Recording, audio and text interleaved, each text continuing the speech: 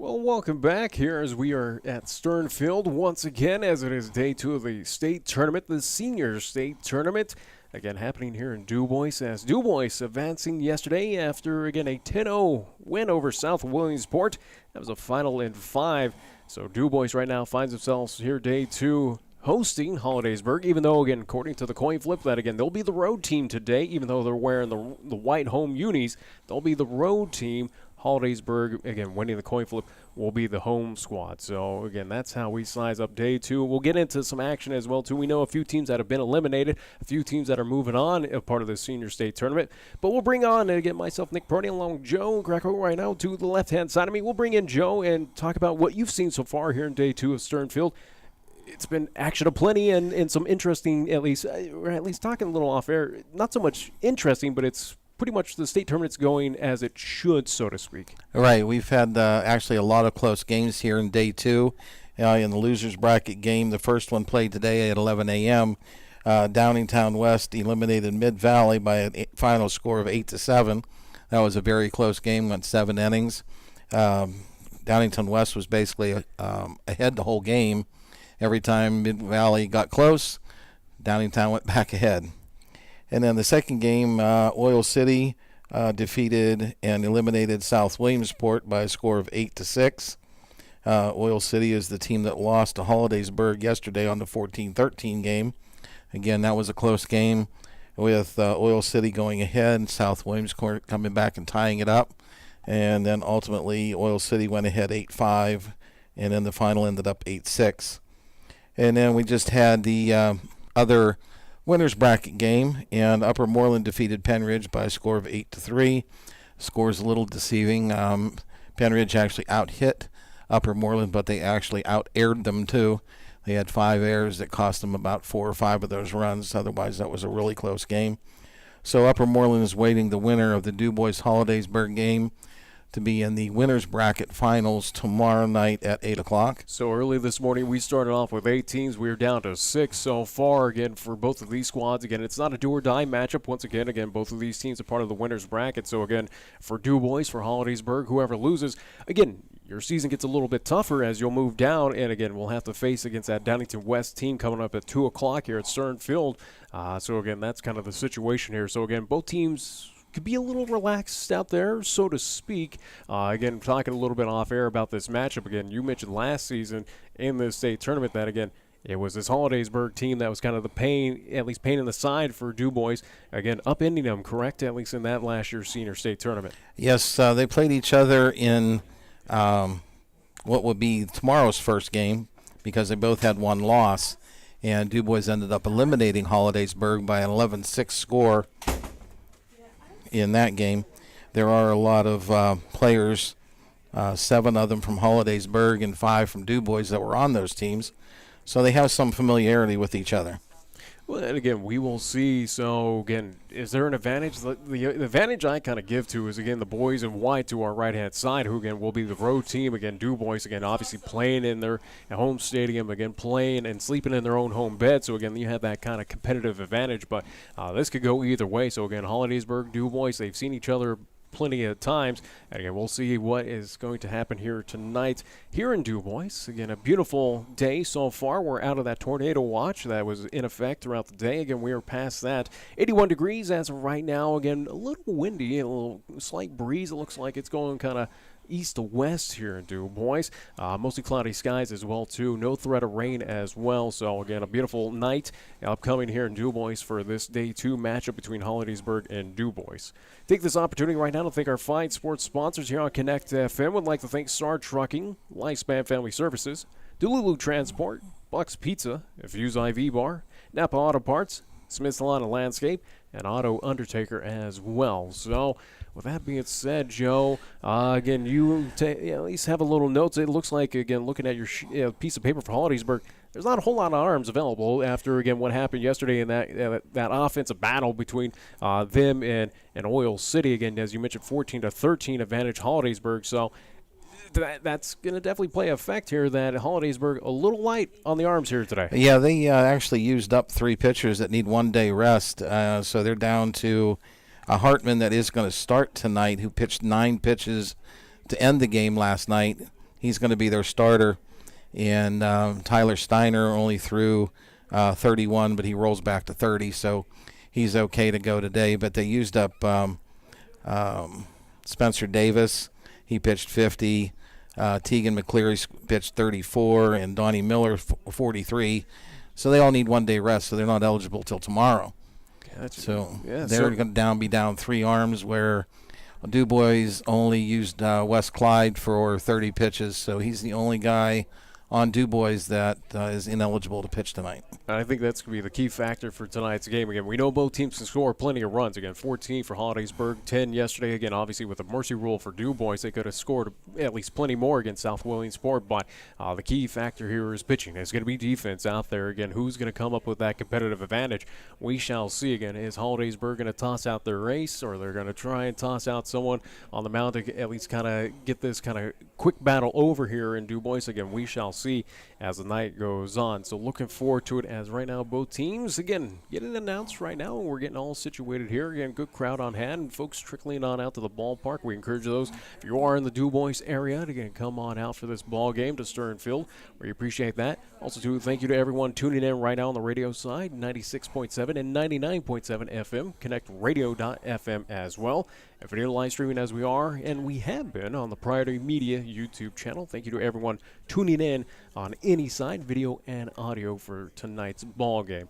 So let's size up right now Holidaysburg. We talked about the unis for them. They're on the road. Navy blues is the best I can describe that. Again, they got a little striping on the shoulders, gold lettering across at least the chest there. Again, kind of that, I don't know how to describe that kind of gold, but it's a mute gold. DuBois, they're in their typical home white unis with, again, DuBois across the chest and that red font. So that's how we size up both of these teams. Again, it should be a fun one here, as yes, we see DuBois coming out to at least the starting lineups here, as we'll get to that here. Unless, Joe, if you want to get into it. Yeah. Okay, DuBois' starting lineup. It's going to sound a little bit familiar to last night. Leading off is the shortstop, number 7, Samson Deeb. Playing left field, number 22, Walker Thomas. Batting third, playing third base is number 4, Mason Dinkfelt. Batting fourth will be our designated hitter, number 20, Maddox Clark, who's batting for our right fielder, number 6, Jonathan Reed. Playing first base will be number 9, Noah Farrell. Out in center field, batting sixth will be number 18, Bryson Kale. Starting pitcher tonight, batting seventh, it'll be number 8, Seth Wilmoth. And starting catching and batting eighth will be number 23, Isaac Dennison. And batting ninth, playing second base, will be number 1, Braden Zatzik. For Holidaysburg, they'll be leading off their center fielder, number 32, Sam Blasha. Batting second will be their shortstop, number 9, Josh Banks. Batting third will be their catcher, number 34, Tanner Rossman. Batting fourth, playing first base, number 55, Spencer Davis. Batting fifth, starting pitcher, number 15, Cole Hartman. Batting sixth, playing second base, number 31, Donald Miller. Batting seventh will be number 10, Tyler Steiner, who will be batting for their third baseman, number 4, Carter Hartman. And batting eighth, playing left field, will be number 35, Evan Sneeberger.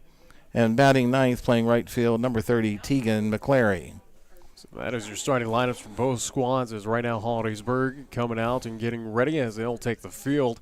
Again, DuBois, your road team for today, even though, again, at the home field advantage of Stern Field. So, again, that's going to be the flip-flop of what we saw last night. As, again, DuBois, these teams, whether it's the juniors or majors and now the seniors, again, they've been winning a lot of these coin flips, so they've been taking advantage of, again, that home cooking. But, again, we'll see how the senior team can respond, again, where they got to come up to bat at first here in this ball game. So, looking forward to this contest. Again, this should be a battle. I mean, let's get your takes, Joe. Again, do we think this is going to be an offensive output? Do we think it's going to be a defensive battle? I mean, what can we expect here? I think that these two teams are evenly matched. They both have quite a few hitters in their lineup, decent pitching, decent out defense. So I think it can go either way. I mean, you could have a DuBois blowout. You could have a Holidays blowout.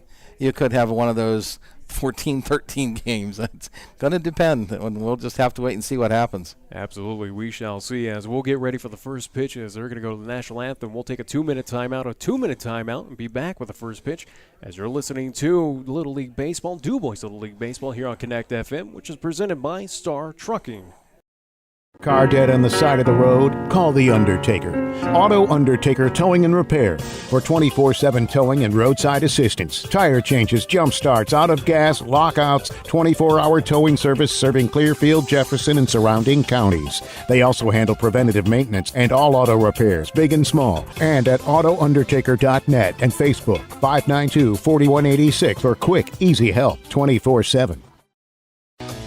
Buck's Pizza wishes the best of luck to all of our Little League All-Stars. Your dedication and hard work has paid off, and they are proud of you. Congratulations on a great season.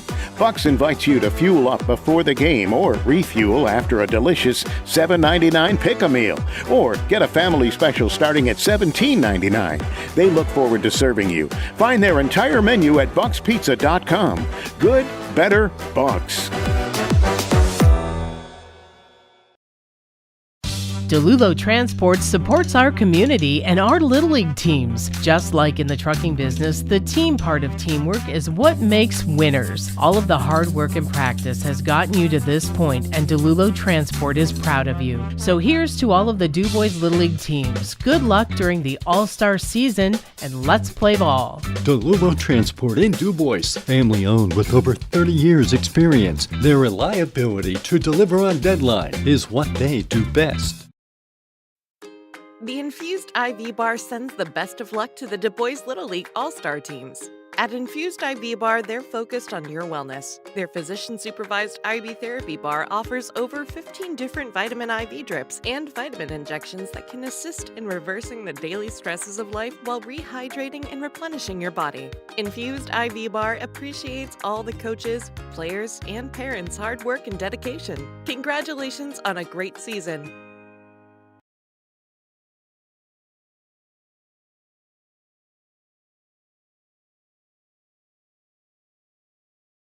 Welcome back to Stern Family Field for the start of the Holidaysburg versus DuBois Senior All-Star game.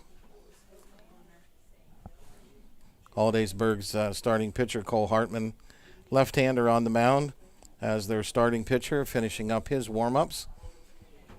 Kind of a sidearm action there. Not a whole lot of speed so far on the warm-up pitches, but again, looking at him, again, kind of a lengthy character, and again, yeah, we'll see what he's made of here today. Yeah. And this is going to be an interesting matchup here again as we talk about the history between these two. Again, what is Holidaysburg going to bring up to the table again? Are they going to rely on just that hitting that again has got them to this point again with putting up 14 against Oil City? Again, we know DuBois can put up that offense. Again, they have put up so far. Again, you go back to even the districts against Cameron County again so far. My calculations was correct. Again, it's about 42 runs that they put up, and again only allowed 2.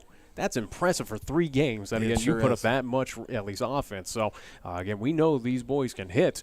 Again, it's going to be interesting to see. Do we see a lot of small ball out of Holidaysburg again? As I mentioned at the top of this broadcast, again, it's not do or die. So again, not saying you're going to be carefree, relaxed, but it's something where, hey, that error at least happens out in the outfield. You can kind of overlook it. You can kind of brush that one off and not have to worry and go into panic mode. So we shall see. But looks like we are ready here. Finally, again, game time. Just a little past the 8 o'clock mark. Not as late as yesterday, again, as we got pushed back to that other contest. But it looks like first pitch here about 8:05 here at Stern Field. Not to correct you, but I'm going to because it's actually 52-2. Is their total for the runs. Oh, there you go. So it's even worse, though. You can tell they do put up the runs. First pitch to Samson Deeb, the shortstop, leading off, is taken for a strike. Samson was 1 for 3 last night with a walk, 2 runs scored. Second pitch hits the plate for ball 1. A 1-1. Field dimensions, if you're not familiar here at Stern Field, again, left field 321, 310 down the right field side, center field 344. This pitch is popped up, going out towards center field, coming in, making the catch is the center fielder. And the breeze that we have blowing tonight It's been blowing all day, and the outfielders, depending on how high the ball is hit, have had to struggle with the ball blowing around on its way down. So that's going to be, again, a key factor to at least watch out for. That, again, similar to what we saw yesterday, that ball that could have gone at least out of this ballpark for DuBois might be able to now with that wind kind of pushing it that way. That's true. It probably will. And Walker Thomas steps in, takes the first pitch for strike one. This one is lifted out to left field. Left fielder's going back. Now he's going toward the foul line, does make the catch. As you can tell, those that are here or on the video saw that he had to keep moving to the foul line to keep up with that ball. That's going to bring up the third baseman, number 4, Mason Dinkfeld. Mason was technically 1 for 1 last night, scored 3 runs, got hit by 2 pitches and walked in the other 3 plate appearances. So he was busy on the bases last night. A lot of those starters for DuBois again busy offensively. I think only a handful, at least I think only 1 or 2 again did not at least record a hit. Yeah, you have 2 of them that didn't get a hit. Mason takes the first pitch. That's strike 1. So far, Mr. Hartman's getting ahead of the hitters. That pitch is taken for a ball, so it's 1-1. Obviously, here early to start this ball game, marked difference in what DuBois saw yesterday against South of Williamsport. Next pitch is taken low and away for ball 2. Still kind of hot and humid out there, so the batters still need to be patient. That one swung on and fouled off into the netting behind home plate. Count goes to 2-2 with 2 outs and nobody on here in the top of the first inning.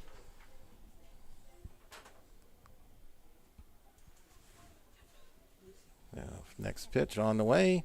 Off speed, and Mason was way ahead and fouls it down the right field line. Count remains 2-2. Mentioned humidity right now sitting at 52% here in town. Wind about 15-mile-per-hour gusts, just to give you an understanding of getting a breeze here at Stern Field. See the tree swaying a bit compared to what we saw last night. Again, it was calm and cool here. Our next 2-2 pitch. Swung on and driven down the third base line. Now Mason's starting to see a lot of pitches here. This will be about the 7th pitch of the at-bat. I was going to say catcher talk with Hartman right there. Might have an idea how to get one past Mr. Dinkfeld here, who's been able to foul off the last couple pitches. Set for another 2-2 pitch. This one's lined into left field for a base hit. So all those foul balls worked into a base hit for Mason Dinkfeld. That's going to bring up our designated hitter, number 20, Maddox Clark. Maddox was 3 for 3 last night in a walk and scored 3 runs. So even though there's 2 outs, we still got a lot of hitters coming. Still can have some 2-out hits here to get some runs. Your Holidaysburg, you just attack them one at a time. Again, runner over at first for DuBois, still 2 away. This first pitch is driven out toward right field. Tegan McClary's doing the dance under it. Runs into right center field. Ends up making a sort of diving catch to make the catch. So that'll be out number 3 for DuBois. So no runs for DuBois on that one hit. 1 left on.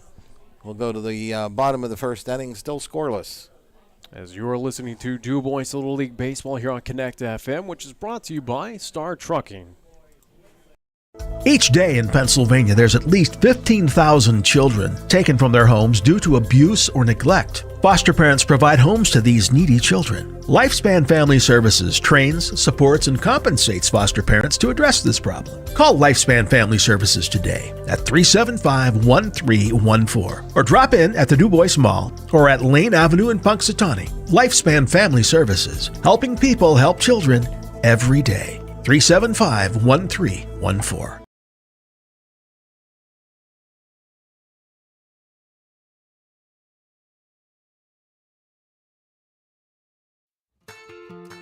The team at Napa Auto Parts is behind all of the DuBois All-Star Little League teams. Just like in their business, the team part of teamwork is what makes winners. All of the hard work and dedication has gotten you to the All-Stars, and the Napa team is proud of you. Congratulations, and you will hear us cheering you on.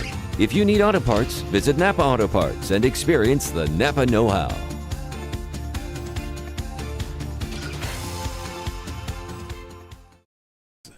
Starting pitcher Seth Wilmoth getting ready to throw his last warm-up pitch. Will be heading to the bottom of the first inning. Seth did pitch a little bit last night. I believe he threw 12 pitches to end the game last night. So he'll be in his second game. So he have maybe some of those all-star jitters behind him that he can maybe relax, settle in, and throw strikes. Hopefully his defense will field anything that's hit. Nothing like a little game experience, though, in day one for him. Absolutely kind of get those butterflies out day one, and here you go, set to at least take the mound. Lead your team here as we're here in the bottom of the first.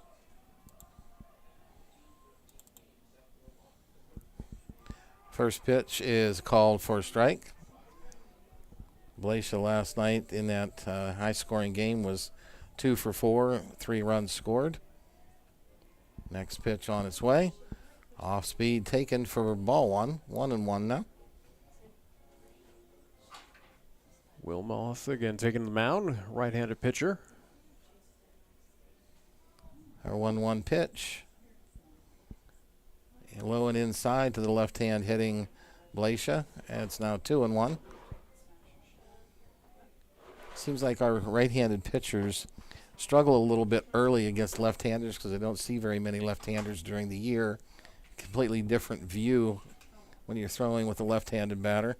That one is driven down the left field line, foul and out of play. Evens the count at 2. Yeah, nothing like the tackle left-handed hitter right out of the box. You know that we had, at least out of Holidaysburg, a quick change right before the game. Yeah, they found out during warm-ups the guy that was going to start at third base, his arm was sore, so he's going to be DHing, and they have someone else playing third base. Tyler Steiner will be DHing, and Carter Hartman's actually playing third. Full count now to the batter. This one swung on, driven out to center field. Just missed the glove of Seth Wilmoth, but it'll go in as a base hit. Leadoff hit now for Holidaysburg. That will bring up their shortstop, number 9, Josh Banks. Banks also busy last night. He was 3 for 5, 2 runs scored. If you're DuBois, that's not what you want to see out of the box. Again, first hit recorded for Holidaysburg. So we got nobody out, runner over at first. And the first pitch to Banks is swung on. It's driven out into right field for a base hit. So 2 hitters, 2 singles. So early on now, Holidaysburg, they threaten, runner in scoring position. So nobody out. Right now, infield will come on in. Players are going to have a meeting at the mound, at least the right side of the infield is, with Noah Farrell and Braden Zatzik and catcher Ike Taylor. And usually talking defense. Usually that's just going over of, hey, again, on a squeeze play, where are we throwing that ball? If it's heading over the right-hand side, again, where do we kind of get that force out? It's kind of going over kind of that quick direction of, hey, where am I throwing this if it's coming to me? So Tanner Rossman, the catcher for Holidaysburg, pretty big boy here. Number 34, he's their catcher. He was 2 for 4 last night. And they worked on a little pickoff move out at second base. He's got quite the lead over there. This pitch is swung on and fouled off down toward the third base coaching box. Mr. Hartman there made the play. I believe his first name's Terry. That's Terry Hartman, the manager for Holidaysburg, coaching at third. So we have runners at first and second. 1 strike. Nobody out here in the bottom of the first. Next pitch is taken outside for ball 1. Right now, Wilmoth again struggling a little bit to kind of find at least that rhythm on the mound. This will be his 10th pitch so far. This one is grounded to shortstop. Might turn 2. Takes second himself. Throws on to first. And he's called safe at first. I can see that Noah Farrell stretched as far as he could. So we have 1 out now with runners at the corners for Holidaysburg. That's going to bring up the first baseman, number 55, Spencer Davis. Talk about a big boy here. He is. That guy's he's got to be an offensive lineman if he's playing football. Yeah, I would think so. As right now, head coach is going to, I'm not sure, discuss something with at least crew here. They might want to have a pinch runner for their catcher that's at first base. And I think that's what they're going to. That's exactly what they're doing. Number 3, McKinley Layton is going to come in and pinch run for the catcher. As much humidity as it is out there, you usually pinch run for the pitcher or the catcher once they get on. That way they can be out of the heat.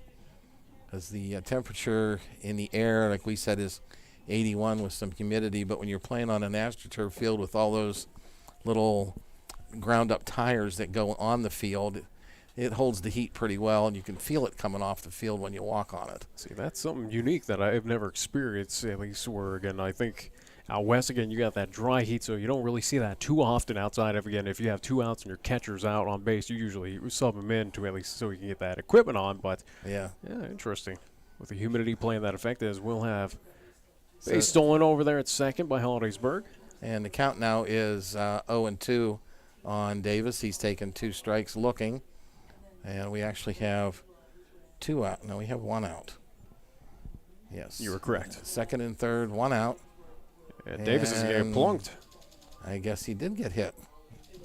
From my angle, I didn't see him get hit, but now he got the bases loaded with 1 out. And that's going to bring up their pitcher, Cole Hartman. Hartman was 1 for 4 last night. As you mentioned, again, at least our advantage here, especially with left-handed hitters coming up to the plate. Again, we're here on the right-hand side, a part of this kind of extended press box here, field level at Stern Field. This pitch is lined out to left field. 1 run's going to score. 2 runs are going to score. So Holidaysburg has taken a 2-0 lead here in the bottom of the first inning. It's their 3rd hit here of the first inning. Still 1 away, but again, now runners versus second for Holidaysburg. And, yeah, that kind of busted it open as Holidaysburg will take the early lead here in this ball game. And that'll bring up the second baseman, number 31, Donald Miller. 2 for 4 last night. Runners at first and second. Another early swing by a Holidaysburg hitter, and that was fouled off down the right field side, so it is 0-1. Pitch count not elevating too much here for Wilmoth again, and the unfortunate thing is that he's pitching kind of light, but Holidaysburg is connecting on a lot of them. That'll be strike 2. So we got 0-2 now. Yeah, that means if they're swinging and getting hits, that means he's throwing strikes. Especially being he's only had 16 pitches here. And ready for 0-2. That's swung on, and it's popped up toward the outfield. Kale and Walker. Kale will make the play in left center field. So that'll be 2 outs now. Runners stay at first and second. Be nice to get out of this jam with only 2 runs scored. Batting now will be the designated hitter, number 10, Tyler Steiner. As you mentioned, yeah, there is a marked difference where, again, for Wilmoth, he is hitting that plate. That is the good thing, but the unfortunate thing is that Holidaysburg is, again, seeing the ball pretty well here and making that contact. But again, 17 pitches so far for Wilmoth here in the first. First pitch to Steiner is taken for strike 1. Again, I think he's been like Hartman, getting ahead of the hitters that actually look at the first pitch. 0-1 pitch. Little off speed, stays high, 1-1. Let's talk about this Holidaysburg team off the plate right now. Again, we're early on in this ball game, but again, it doesn't matter if they're behind in the count, though. They're pretty aggressive. They're going to swing at whatever. It seemed to work well for them in the past, so they're doing it again. And swing and a miss for strike 2, so it's 1-2 now. That was a healthy hack there by Steiner again. He wanted to launch that thing out of left field. Wilmoth comes set for the 1-2 pitch. Again, off speed. It stays high again, making it 2-2. That was close. It was just above the lettering. It's one of those pitches that makes you wonder, well, do you really want to take that with 2 strikes that's that close? But 2-2 pitch. Fastball hit out to center field. And coming in and making a sliding catch is Bryson Kale for the 3rd out of the inning. But not before Holidaysburg puts 2 runs on the board on 3 hits and no errors and leave 2 on the base paths. Our score at the end of 1 full inning of play, Holidaysburg 2, DuBois 0. As you're listening to DuBois Little League Baseball here on Connect FM, which is presented by Star Trucking. Attention, Little League teams and fans. This season, Smith's Lawn and Landscaping is proud to sponsor your local Little League. We're here to cheer you on and wish every team the best of luck. Score big with Smith's Lawn and Landscaping. We're ready to tackle any landscaping challenge and help you hit a home run with your outdoor space. For landscaping that hits it out of the park, choose Smith's Lawn and Landscaping, proudly supporting Little League and your community. Visit us online at smithslawnandlandscaping.com or follow us on Facebook today.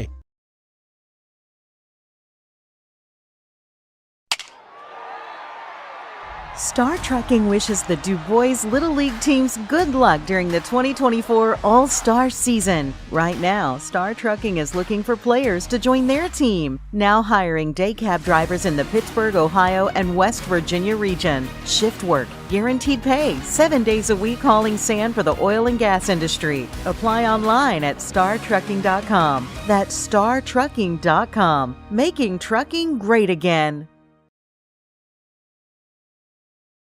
Back to Stern Family Field. Here we're getting set for the top of the 2nd inning. Noah Farrell will be leading off for DuBois. He's getting ready to step in the box, and our head coach, Chris Deeb, is headed out to the 3rd base coaching box. Umpires during that break got together. We're all kind of smiling and laughing, as you mentioned, Joe. So not sure what the conversation was, but at least it seemed to be a good one. So. Yeah. But either way, yes, again, for Holidaysburg, they have the early lead in this ball game. Again, 7-inning contest here in the Senior State Tournament. As we saw last night, again, it's that 10-run mercy rule can be in effect after 5. So now Farrell steps in. He had 3 doubles last night. Went 3 for 4 and a run scored. So it's 0-1. I'm still kind of used to, I usually do the scoreboard and announce here, and I'm used to doing something after every pitch. And I'm looking, what am I doing? Oh, nothing yet. Second pitch bounces in here, and it makes it 1-1. As I tell Steve, again, back at the house, thanks to Steve pushing all the right buttons for us there at Connect FM. But, hey, it's easy money. You gotta like that. Yeah. 1-1 pitch. It also bounces in at the plate, and it makes it 2-1. More fans, again, lining the outfield. Again, good to see a good crowd here. Again, beautiful nights. Again, just, you have to bear with the wind.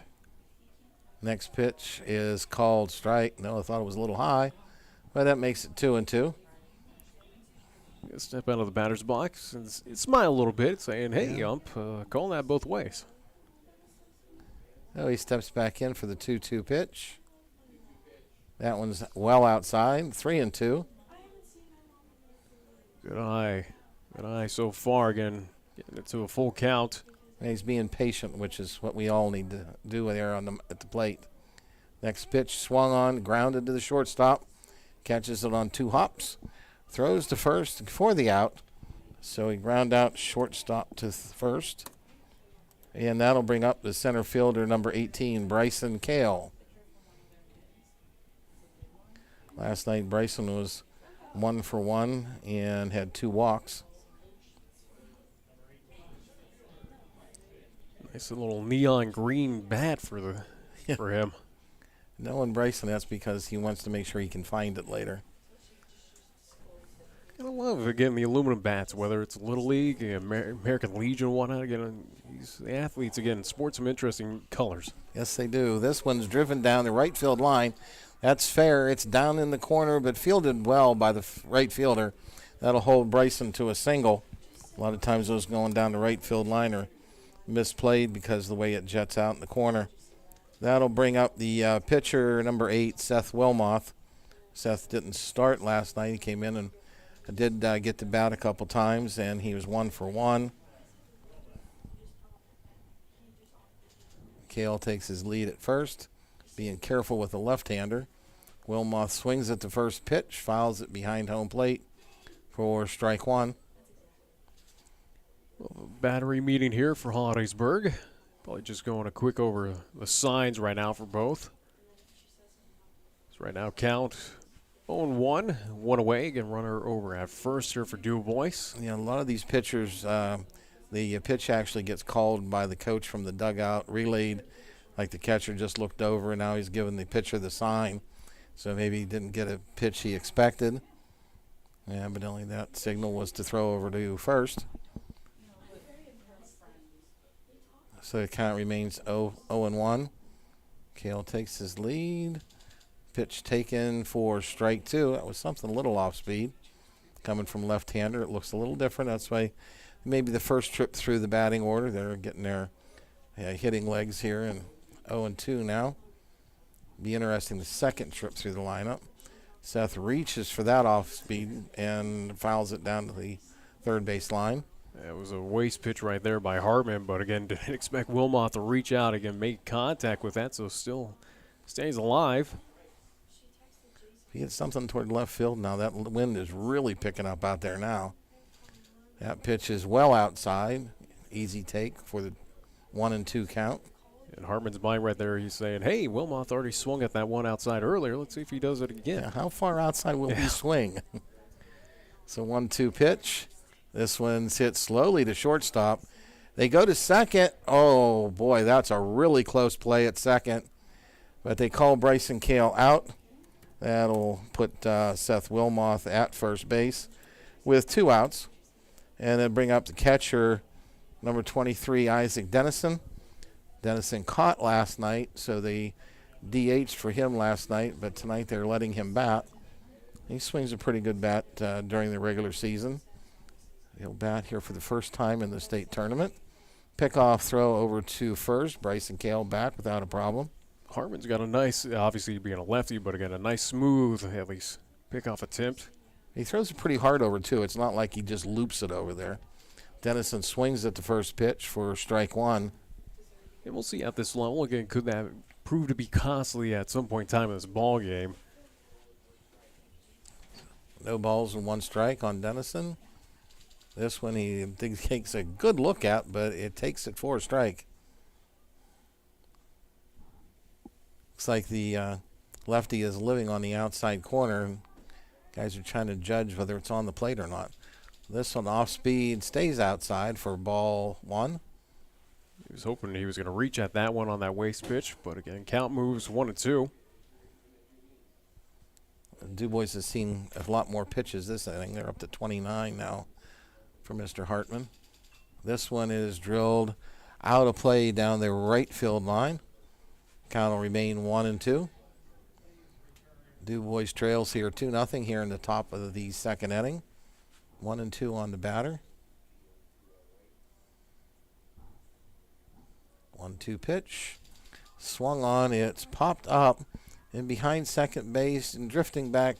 Second baseman makes the catch for out number 3. So DuBois once again gets a runner on but strands him for the second inning in a row. So no runs on 1 hit, no errors and 1 left on. We'll go to the bottom of the second inning with Holidaysburg leading 2-0. As you're listening to DuBois Little League Baseball here on Connect FM, which is brought to you by Star Trucking.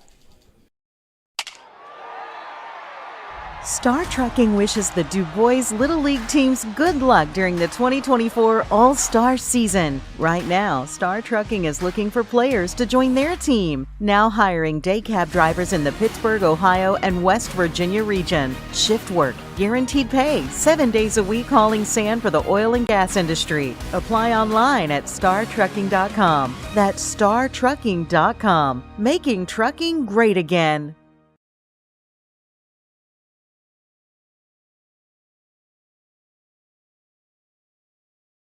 Car dead on the side of the road? Call the Undertaker. Auto Undertaker Towing and Repair for 24/7 towing and roadside assistance. Tire changes, jump starts, out of gas, lockouts, 24-hour towing service serving Clearfield, Jefferson, and surrounding counties. They also handle preventative maintenance and all auto repairs, big and small. And at AutoUndertaker.net and Facebook, 592-4186 for quick, easy help 24/7.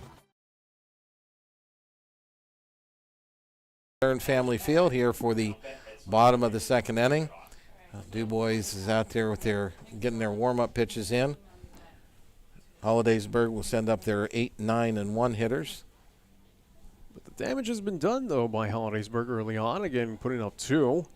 Kind of an inverse of what we saw yesterday with at least a score situation where, again, DuBois came out early, got the early lead against South Williamsport, and just kind of never looked behind them. Holidaysburg again up 2-0 here, again off of 3 hits. DuBois, though, thankfully has gotten a couple at least hits so far in this ball game. We were talking a little bit off air, hopefully with the left-hander situation again on the mound for Holidaysburg. Again, second, third time as you go through the lineup, hopefully that's something where DuBois kind of figures out his maneuver and you kind of at least start adding a little runs to the board. Well, that's the hope.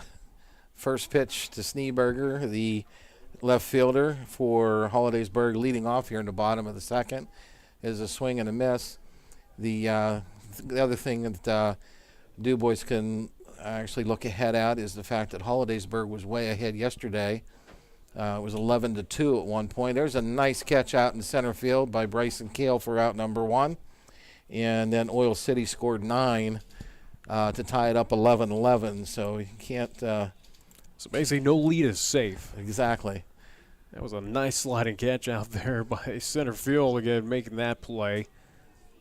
Kind of falling on his rear end to get that one. So 1 away here. And that'll bring up right fielder number 30, Tegan McCleary. Tegan takes strike 1.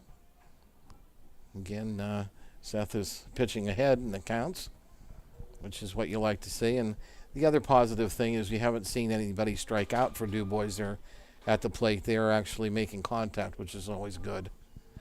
So next pitch is called a ball. 1-1 now on the number 9 hitter in Holidaysburg lineup. 1-1 pitch. Outside, 2-1 now. It's kind of the first one, it seems like, out of Wilmoth that was a little out of range or a little wild from him. He's been kind of flirting around that plate so far early on. So our 2-1 pitch. Swung on, fouled back behind home plate, 2-2. Had a little fire behind it there. So looks like Holidaysburg's lineup, they start with a left-hander and end with a left-hander. So they're waiting the 2-2 pitch. Nobody on, 1 out here in the bottom of the second inning. A little off speed. Caught the outside corner, caught McCleary looking.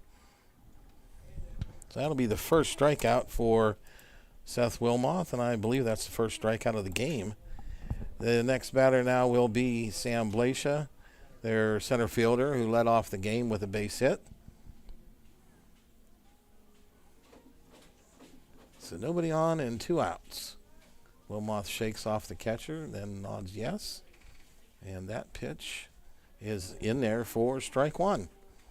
So a good yes. That's to say Wilmoth, though, again, he's a straight attack and want to get ahead in that count, and so far it seems like with each batter he's been able to. The 0-1 pitch. It's bunted out toward the pitcher. Blascia's pretty fast, and they call him safe at first. From my angle, I'm not so sure about that, but we'll have to go with an infield hit for Sam Blascia, who did show a good speed going down to first base.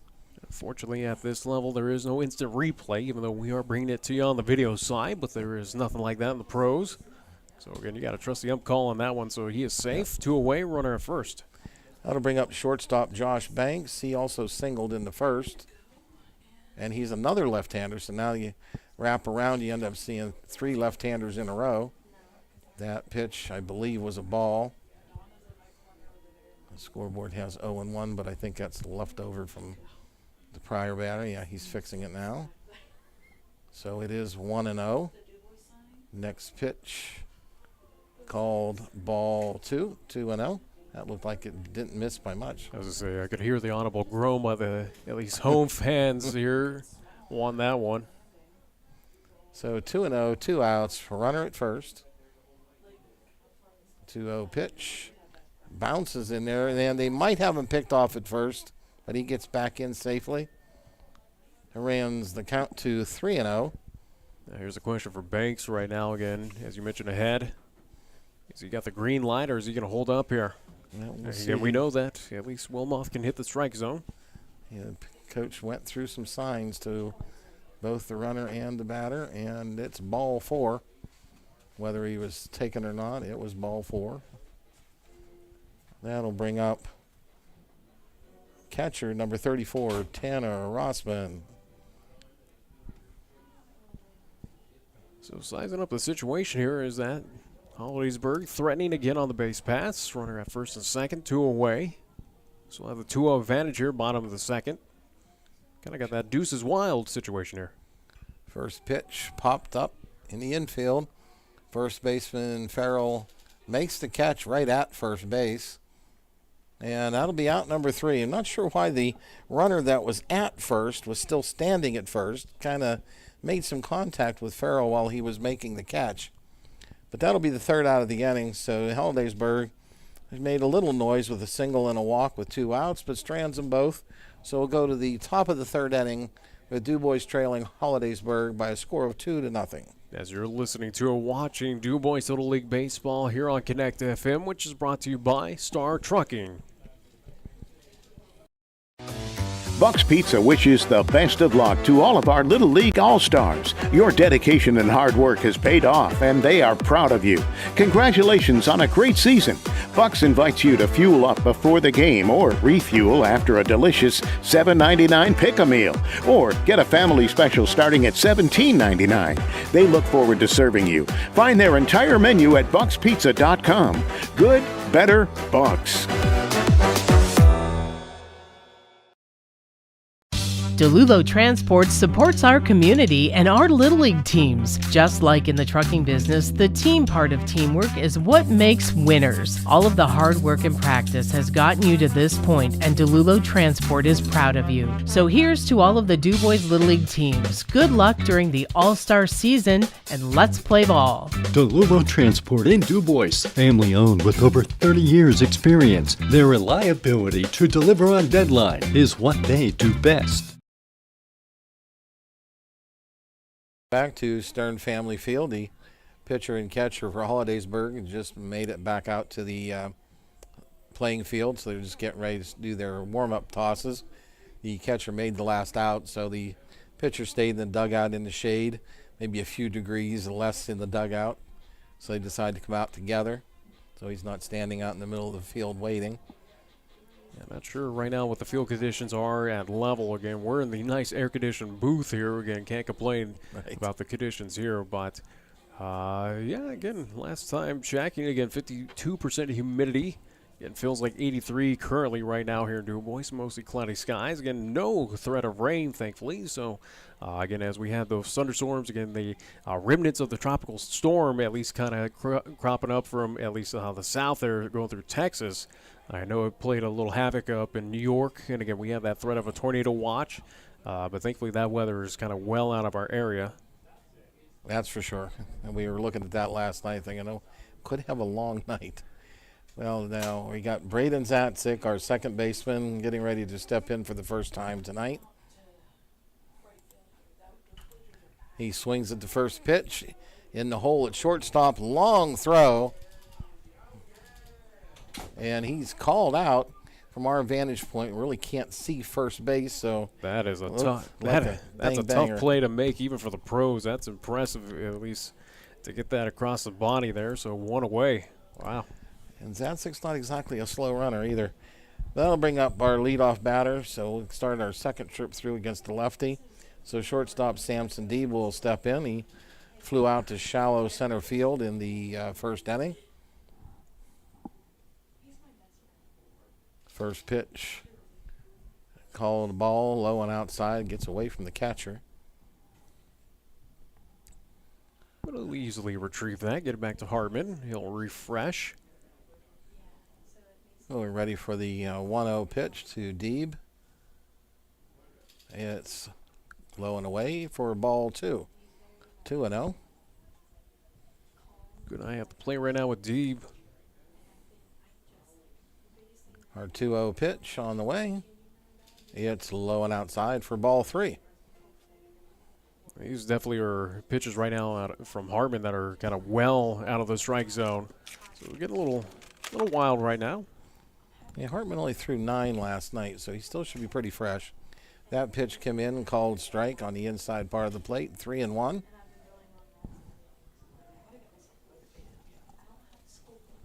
There's one of the time out at home plate called by Deeb.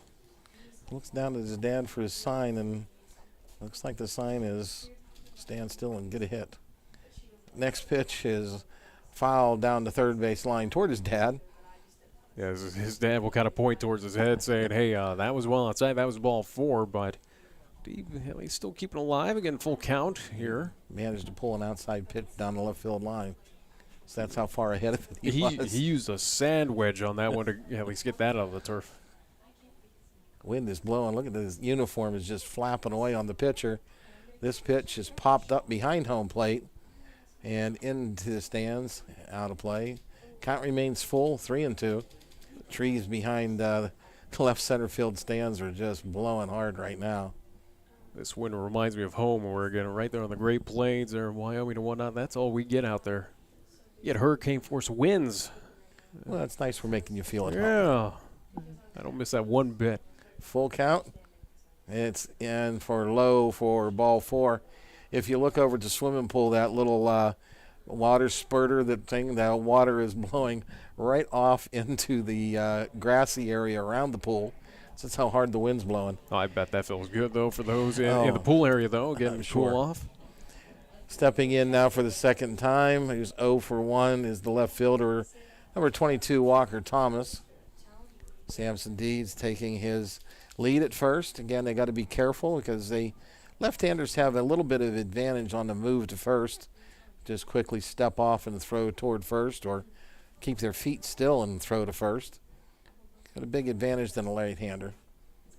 First pitch is low and inside to Walker Thomas. Ball 1. Kind of made the threat to throw down to first. Keep him over there. Things will reset. Thomas back in the box. Hartman ready to pitch. And he gets that one in there for a called strike. Seemed like that was a little bit of an off-speed pitch. Count goes even at 1-1. Get one away. Runner at first here for DuBois. Looking to get back in this ball game as throw on over will not be at time. Gets away from the first baseman, but not far enough for any advance from Deeb. As we kind of mentioned that, I think here the early of this, at least half inning, that those pick-off of tips, again, that aggressive throw over by Hartman, again, one of them is going to kind of bite him, and that one almost did. Our 1-1 pitch. Called strike 2. Very delayed strike on that one, it felt like, but either way, count goes to 1-2. Yeah, with 2 strikes now, Walker Thomas will get more aggressive here at the plate. One of these guys like to strike out, so they like to make contact. 1-2. He swings, and he's going to hit the ball between the shortstop and third out to left field for a base hit. So for the third inning in a row, DuBois has at least 1 hit. And now have runners at first and second with 1 out. And Mason Dinkfeld, the third baseman, coming to the plate. Mason had about a 6-pitch at bat and ended up getting a single his first trip up. So now he bats with runners in scoring position. It's DuBois right now, again, trying to get back into this ball game. Again, still trailing by 2. Looking for their first run here. Again, runner in scoring position over at second. So you got a left-hander against left-hander here. This pitch is taken low and away for ball 1. We do have bullpen activity right now for Holidaysburg warming up. And we know their bullpen can't be real deep, so don't know how short of a leash Mr. Hartman's going to have. I believe that's his son that's on the mound. Dinkfeld takes a hearty cut but misses on strike 1. A 1-1 now. Here in the top of the third inning. DuBois still trailing Holidaysburg by a score of 2-0. Shortstop, second baseman, and Samson Deeb having their own little dance out there. Next pitch, hits driven to the first baseman. Hit pretty hard, but fielded. Taken to first base, unassisted for out number 2. So you got runners at second and third now for the designated hitter, Maddox Clark. Good time for possibly Mr. Clark to get one of those singles he had last night, tie this game up. So we'll see what happens here. Second and third, 2 outs. And as we're here at Stern Field, day 2 of the Senior State Tournament ongoing. First pitch, taken, ball outside. This is your final game of today. Again, we were, at least this morning, started out with 8 teams. We are down to 6 so far. Mid-Valley and South Williamsport eliminated today. The 1-0 pitch, taken for ball 2. Gets away from the catcher, but no advancement by the runners. We 2-0 here on Maddox Clark. As Harmon right now feeling a little bit of the pressure. He's gotten a little wild again. We haven't seen this early on out of him. And as we mentioned, bullpen activity ongoing for Holidaysburg. It looks like they wrapped up. Next pitch, ball 3. 3-0, and the throw catcher for the second time this inning bounces it back to the pitcher. I want to be doing that with runners in scoring position. For Holidaysburg, again, they do have the advantage of at least an open base. And you got Noah Farrell on deck. I don't think you want to walk him. But they called strike 1. He did it again. I don't know if there's something wrong with the catcher's hand. And he bounced it back to the pitcher again. Well, again, maybe something with the humidity, again, the grip on the ball, possibly. I don't know. 3 balls, 1 strike, 2 outs. Runner at second and third. Hardy cut by Maddox, but he misses. Now runs the count full. Here's a chance for Harmon and Holidaysburg to get out of this. Count moves at least full count here, 2 away. Clark steps back in, gets ready for the 3-2 pitch. Hartman comes set, fires the ball, and it's fouled off behind home plate. Now to play. That count will remain 3-2. This is kind of one of those early moments that we may look back on of here's an opportunity that DuBois had. This next pitch, very key in this ball game. Okay, Hartman comes set, 3-2 pitch. Swung on, it's hit out towards second base. Behind second base, the throw, and they call him safe at first base. He beats it out, so that'll be a run-scoring infield single. That was hit way behind second base. It was a heck of a play just to get to the ball by the second baseman. Long throw, and Maddox Clark beats it out. So that'll put runners at first and third. Score now 2-1 Holidaysburg, and Noah Farrell will step in with runners at first and third. Yeah, very close play over there. Again, you saw this almost frustration out there by the entire Holidaysburg team. And right now, battery come together for Holidaysburg. Talk over a few things. And the at least relief pitcher has taken a seat for them. And again, no move by the head coach to come on out. He is up to 53 pitches. He's thrown a lot of pitches this inning. DuBois has gotten way more patient at the plate, seeing a lot of pitches. So here's Farrell stepping in. He's 0 for 1, grounded out to the shortstop last inning. Now the catcher calls time to give the infield singles as to what they're going to do if Clark takes off for second. Walker Thomas, good speed at third also. Clark is going halfway. They finally just leave him go to second base. So now we got runners at second and third again, 2 in scoring position for Noah Farrell. And smart play by Holidaysburg not to throw over to second again with the threat over at third. It's the 0-1 pitch. We call timeout. The pitcher steps off. He changes his mind from the windup to the stretch. Your 0-1 pitch. Outside for ball 1. 1-1. Now they do have the base open, and Bryson Kale on deck. And like I said, these guys kind of know each other, so you might want to pitch a little careful to Noah. That pitch bounces in. You don't want to do that with a runner at third. That's 2-1 now on Farrell. Good stop by the catcher there to block that one out. Base runners will stay the same at second and third here. Maddox Clark dancing around out there at second base. 2-1 pitch. Outside, 3-1. I think that's what's kind of going on here with Hartman is he's not allowing him anything kind of down that pipeline. They're kind of pitching very carefully to him. Yeah, they float a pitch that's staying outside across the plate. That can be real dangerous. 3-1 here to Farrell. That pitch called strike 2. Full count now. I don't know I can get aggressive now with 2 strikes. It's kind of the question right now for Hartman on the mound of where do you go? Got the full count. You try to get him outside. Well, he faked like he was going to go to third. Chased Walker Thomas back to third. Next pitch.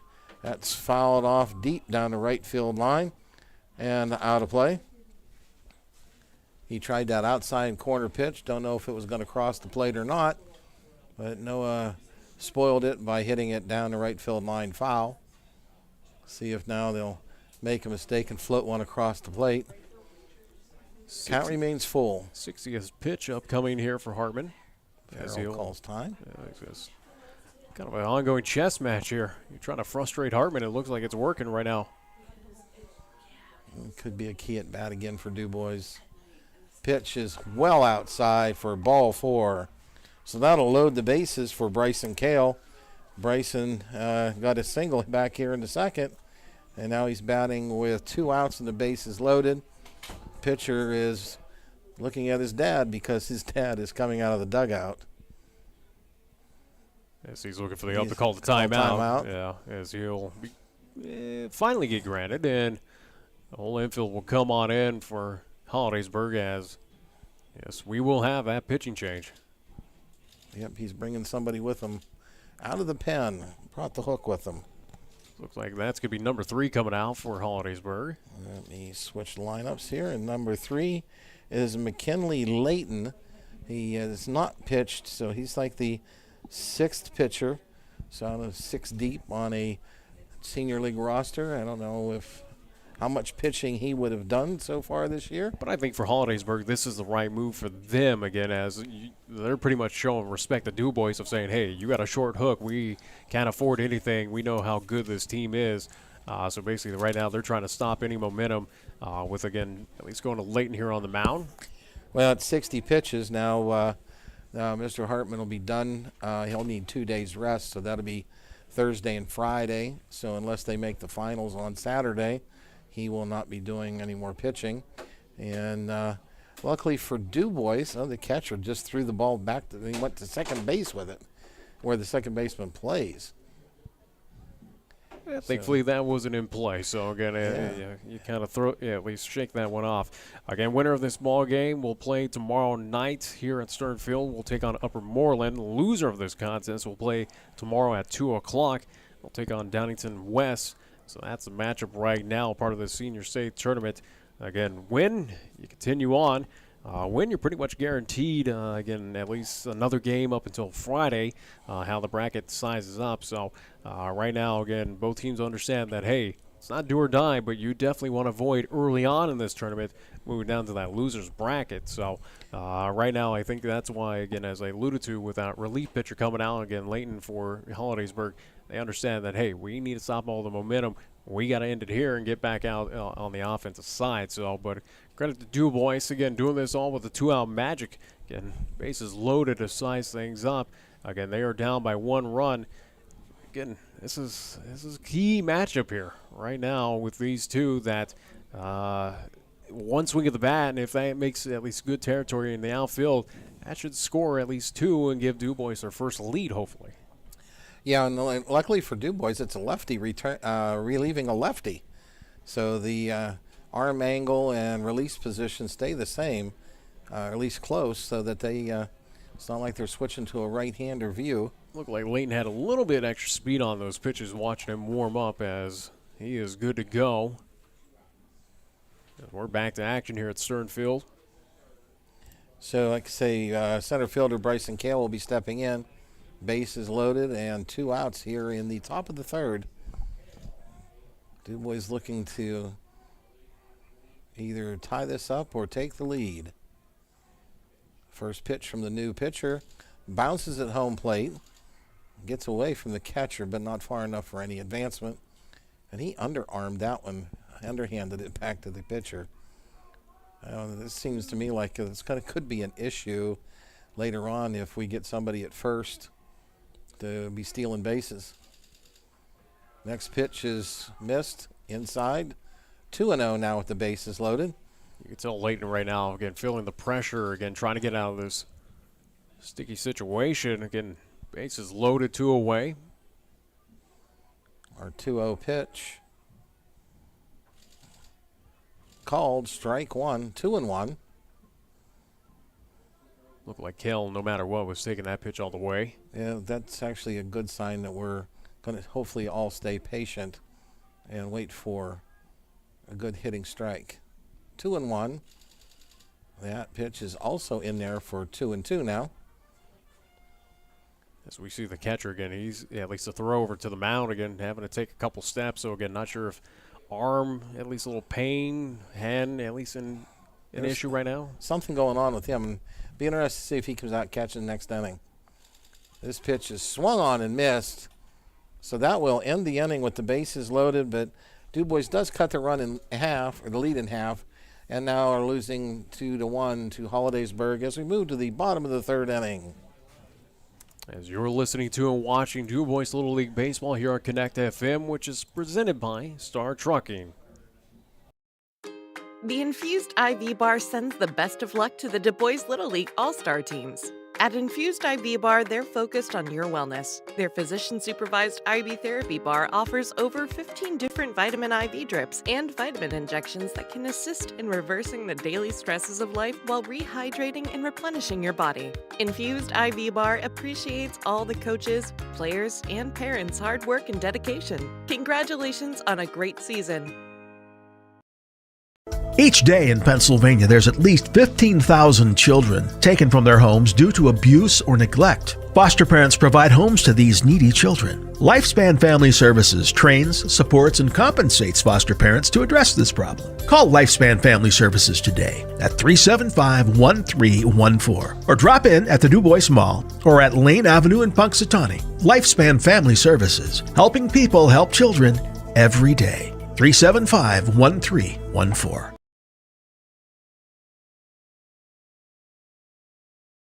To Stern Family Field. We're getting to the bottom of the third inning with Holidaysburg still leading by a 2-1 score. DuBois stranding 3 more runners. That's 6 in the first 3 innings. We mentioned the maneuvering by at least the relief pitcher Leighton coming in for Holidaysburg, and we saw that Hartman moved over to first. Well, we were talking, hey, did Leighton take the role of Davis at least in the offensive batting lineup, but it looks like Davis is still out there. So we're not sure the big man for Holidaysburg where he moved out in the field, but we'll see at least coming up in the top of the fourth. But off the bat is that big guy, Davis. Yeah, he was playing first base up until the pitching changed, and then he must have ended up in the outfield somewhere. As I noticed, the second baseman was still Miller, and shortstop was still Banks, and third was still Carter Hartman. As I say, you have a better angle of right field than I do. I got the nice little pillar here in front of me. So Wilmoth getting ready to pitch here in the bottom of the third inning. First pitch is called for a ball. That looked really close from high angle. Dennison hardly moved the glove to catch it. So 1 ball, no strikes. This one swung on and missed for strike 1. 1-1 now. It'll be interesting to see as Holidaysburg, will they stop being aggressive out of the box here on the offensive side and try to raise Wilmoth's pitch count again. He's sitting right now at 38. This pitch swung on and missed. Strike 2. 1-2.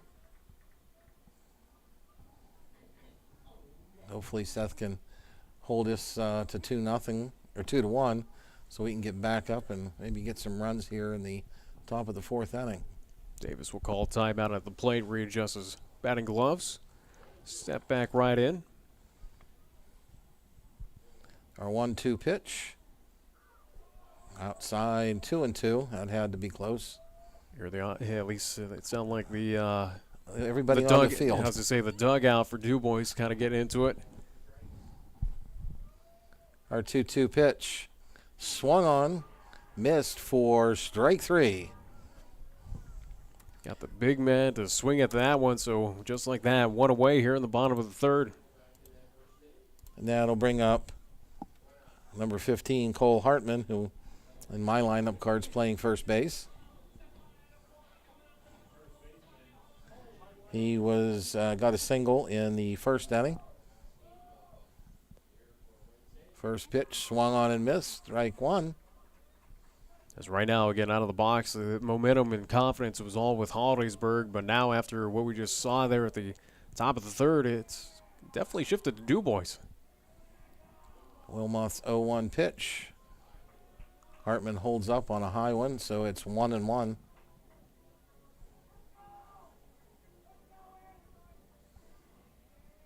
Our 1-1 pitch.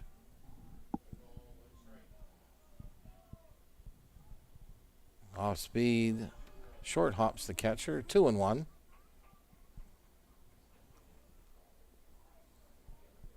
So Hartman's batting here on the bottom of the 3rd inning with a 2-1 lead for Holidaysburg. Nobody on, 1 out. 2-1 pitch. Outside for ball 3.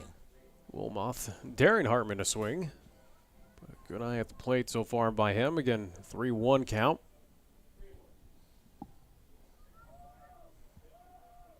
3-1 pitch. Swung on, driven out into left center field. That will be a single. Kale overruns it, but Walker Thomas is there to field it, holding Hartman to a single. It was bobbled a little bit out there in the outfield, but able enough to recover. Hartman will stay safe over at first. So that'll bring up the second baseman, number 31, Donald Miller. Hartman takes his lead at first. First pitch to Miller, a little bit high for ball 1. Again, take a quick look over, at least possibly. Again, can't really see the DuBois bullpen if there is going to be activity. Our 0-1 pitch is inside, 2-0. Miller had to at least kind of step a little bit back out of the way of that at least pitch. Count stands 2-0. A 2-0 pitch from Wilmoth. Checks the runner. Comes home. Stays high. 3-0. Miller flew out to center field back in the 1st inning. The 50th pitch upcoming here for Wilmoth. Would think if it remains close and he doesn't get in too much trouble, probably see Seth continue to pitch. 4-ball walk. He's asking for a different ball. See, this is kind of the tough position there where, again, we saw that Holidaysburg was quick to pull their pitcher, as right now it looks like we will have at least movement come on out. It looks like we may have a pitching change here for DuBois. We shall see. And as we size up things right now, again, 1 away, runners at first and second for Holidaysburg here in the bottom of the 3rd. They still have the 2-1 advantage. Again, right now, sticking with Wilmoth. Again, it looks like they're just going over plays and sizing up the defense. You know, with runners at first and second, 1 out, they're discussing who's going to be doing what. We might be having a pitching change. Noah Farrell's doing something. Actually, yes, I do believe so. Yeah, it looks like Wilmoth will stay in the game, but again, where he's going to be at, it looks like he's heading towards. He's going to go to shortstop, and Samson Deeb is going to come in to pitch. So that's what I figured here is that, again, any threat of offense or, again, any trouble for Wilmoth, especially with his pitch count elevating here, if they were going to go to at least another arm, that's going to be the case in point. I'll just have to wait and see if Wilmoth's going to play first. And they're going to have Farrell go to short. Looks like Farrell is going to go to short. And they're going to have the third baseman, Mason Dinkfeld, move over to first. And that will put Seth Wilmoth at third base. So quite the defensive alignment changes here for DuBois, again, as they are trying to get out of this with no damage done, at least from Holidaysburg. Take this opportunity right now to thank our fine sports sponsors here on Connect FM. I'd like to thank Star Trucking, Lifespan Family Services, Delulu Transport, Buck's Pizza, Infuse IV Bar, Napa Auto Parts, Smith's Lawn and Landscape, and Auto Undertaker as well. Thank you to all of our sports sponsors here on Connect FM, bringing us DuBois Little League Baseball on the senior, junior, and major side. Also, do along with our sister station, Sunny 106 as well. Again, thank you to all of them out there. Again, as you're listening to this ball game here on Connect FM, 96.7 and 99.7 FM, ConnectRadio.fm on the online side, and video live stream as we do on the Proietti Media YouTube channel.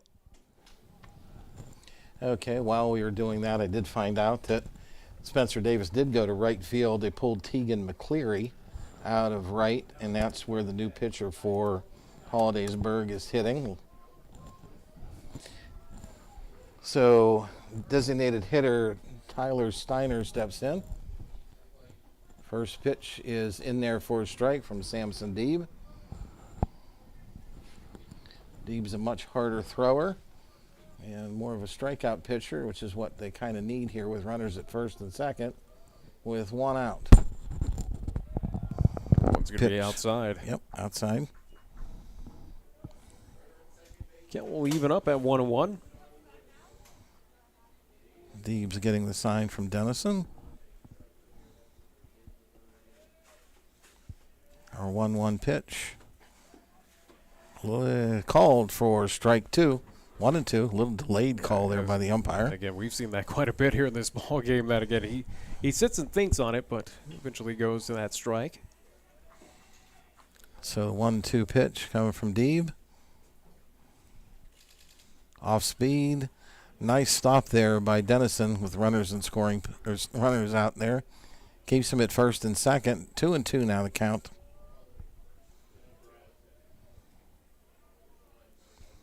Deeb comes set. 2-2 pitch. Low for ball three. 3-2. He's definitely got the speed behind his pitches here, but again, just trying to get that control. Well, the batter's going to get it completely different. All the lights from the swimming pool just turned off. So that'll be a walk to the first batter that Sampson faces. That will load the bases now with one out.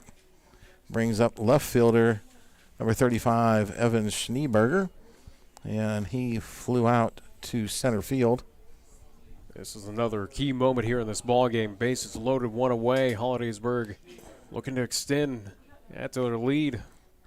Deeb comes set. This pitch stays high for ball one. So kind of a deep breath there by Deeb on the mound, just trying to relax. Seems like he's just overthrowing a little bit. He's trying to throw it too hard. There we go. Nice pitch. 1-1 now. Pitch taken for a strike. Deeb does work quicker. Try to work quick and throw strikes. Pitch just stays high. 2-1. I absolutely agree with you on that. At least take that again with Deeb. That he's put a little extra emphasis on that throw. That again, it's kind of causing a control issue. This pitch swung on and missed. 2-2. That was actually a good pitch. Swung through it. Maybe if he gets one strikeout under his belt, he can settle in a little. This pitch is hit out to Wilmoth at second, to Farrell, back to first. They call him safe at first. So he reaches on the fielder's choice, run scores, making it 3-1 now for Holidaysburg. Still runners now in scoring position at first and third with two outs. They'll bring up McKinley Layton, the new pitcher for Holidaysburg, where they have a lot of left-handers on this team. like that out of Altoona. There are at least a lot of southpaws coming out of that part of the world. Sure is.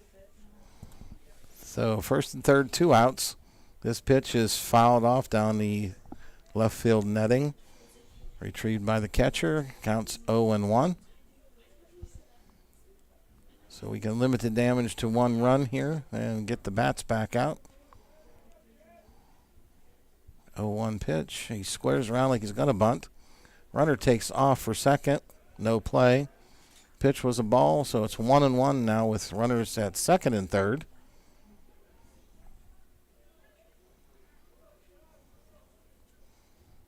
Next pitch stays high.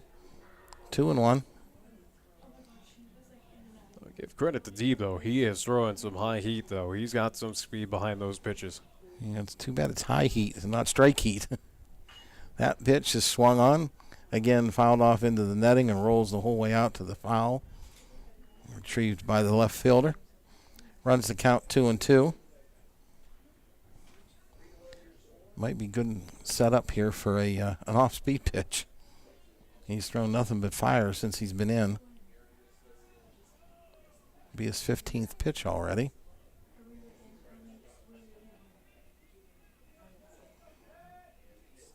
So we'll have timeout called by Layton at his home plate. Yeah, Dennison gave him 2 or 3 different pitches. Now he's still shaking them off. Now he says, yep. The 2-2 pitch. Swung on, hit out to Farrell at short. Throw over to first to Dinkfeld. That'll be out number 3.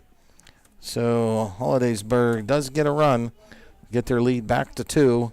It is now 3-1 after 3 full innings of play. As you're listening to and watching DuBois Little League Baseball here on Connect FM, which is brought to you by Star Trucking. Each day in Pennsylvania, there's at least 15,000 children taken from their homes due to abuse or neglect. Foster parents provide homes to these needy children. Lifespan Family Services trains, supports, and compensates foster parents to address this problem. Call Lifespan Family Services today at 375-1314 or drop in at the DuBois Mall or at Lane Avenue in Punxsutawney. Lifespan Family Services, helping people help children every day. 375-1314. The team at Napa Auto Parts is behind all of the DuBois All-Star Little League teams. Just like in their business, the team part of teamwork is what makes winners. All of the hard work and dedication has gotten you to the All-Stars, and the Napa team is proud of you. Congratulations, and you will hear us cheering you on. If you need auto parts, visit Napa Auto Parts and experience the Napa know-how.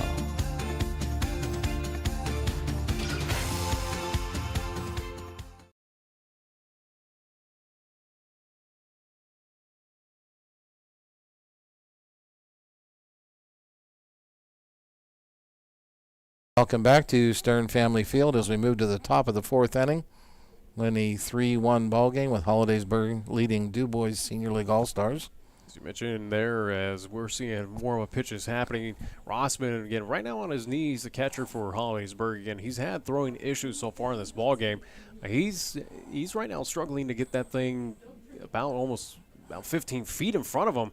Not sure if, again, it's a shoulder issue, if it's a hand issue. Again, we saw him just shake out the wrist there. Again, not sure what happened to him, but, again, they're going to keep him behind the plates. But that is something to keep an eye out. And, again, for something for DuBois to realize that, again, there's not going to be any throwdowns here. So, again, you can be aggressive once you get players on those base paths. Again, the throw over to second, well off target. So that was actually going back to the pitcher. He's supposed to throw the next one down to second. Either way, Rossman right now struggling. So yeah, the 4 warm-up pitches, he's only got 1 actually back to the pitcher. We'll see how this goes. Throw down to second, well. Actually, that looked pretty good. Yeah, maybe it's the short throws he has problems with. So leading off for DuBois is going to be the now second baseman. He was the starting pitcher, the number 8, Seth Wilmoth. Seth hit into a fielder's choice his first time up.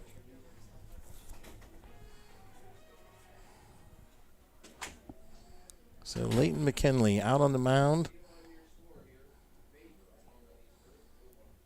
First pitch inside for ball 1. There's another throwback from It's like it must be kind of a stinger in his hand because every time he throws it, doesn't throw it well, he flexes his hand. There's something going on there. This pitch is fouled off into the netting behind home plate.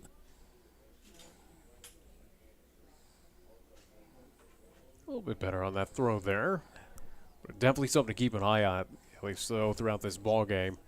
And if DuBois is able to get the leadoff man or get a runner over at first, that again, second should be kind of almost guaranteed a steal. This pitch is thrown high and outside.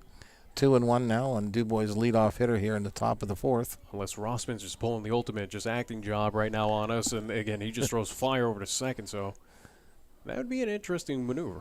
Yeah. Kind of fake out everyone. Next pitch is high and outside, 3-1.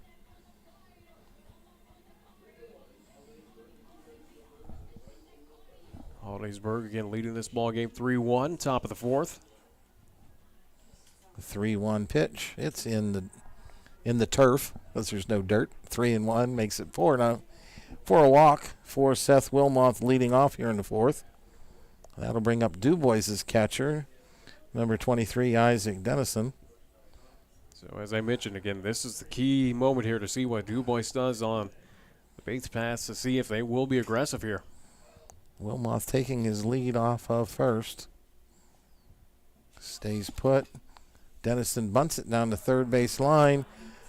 Pitcher fields throws. Calls him out at first. So a successful sacrifice, moving the runner into scoring position from Isaac Dennison. That'll bring up Braden Zatzik, who grounded out to shortstop back in the third inning.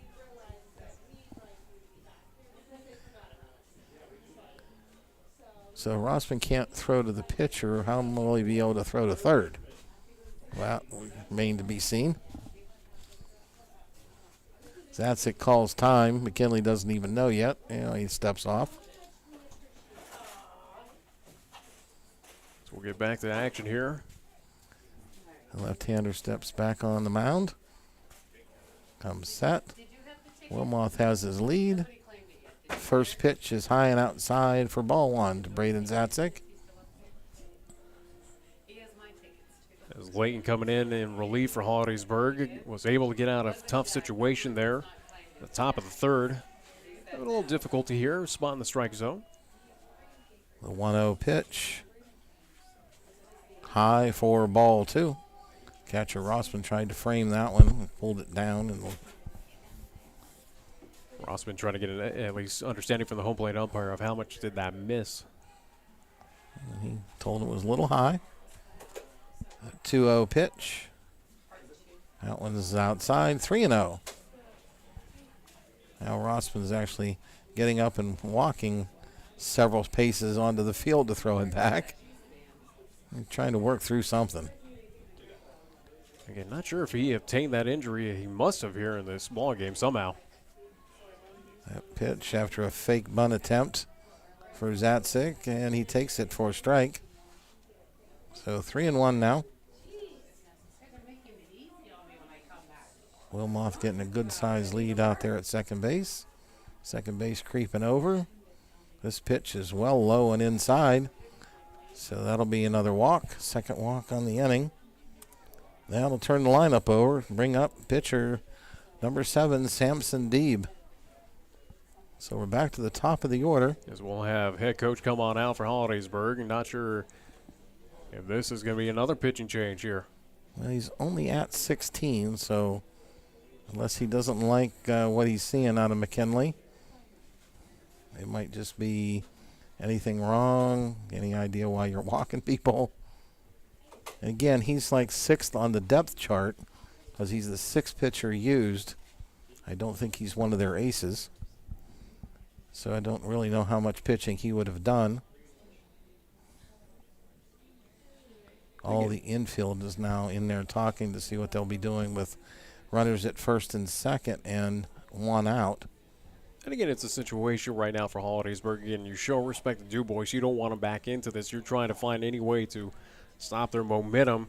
So again, right now it looks like the meeting will come to an end. Again, we'll stick with Layton there on the mound for Holidaysburg. While that was going on, both runners were over talking to Coach Deeb and his son at the plate, along with our on-deck batter. Walker Thomas had a meeting of their own.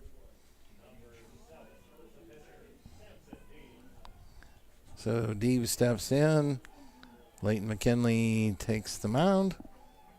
First pitch, off speed, and he gets it in there for a strike.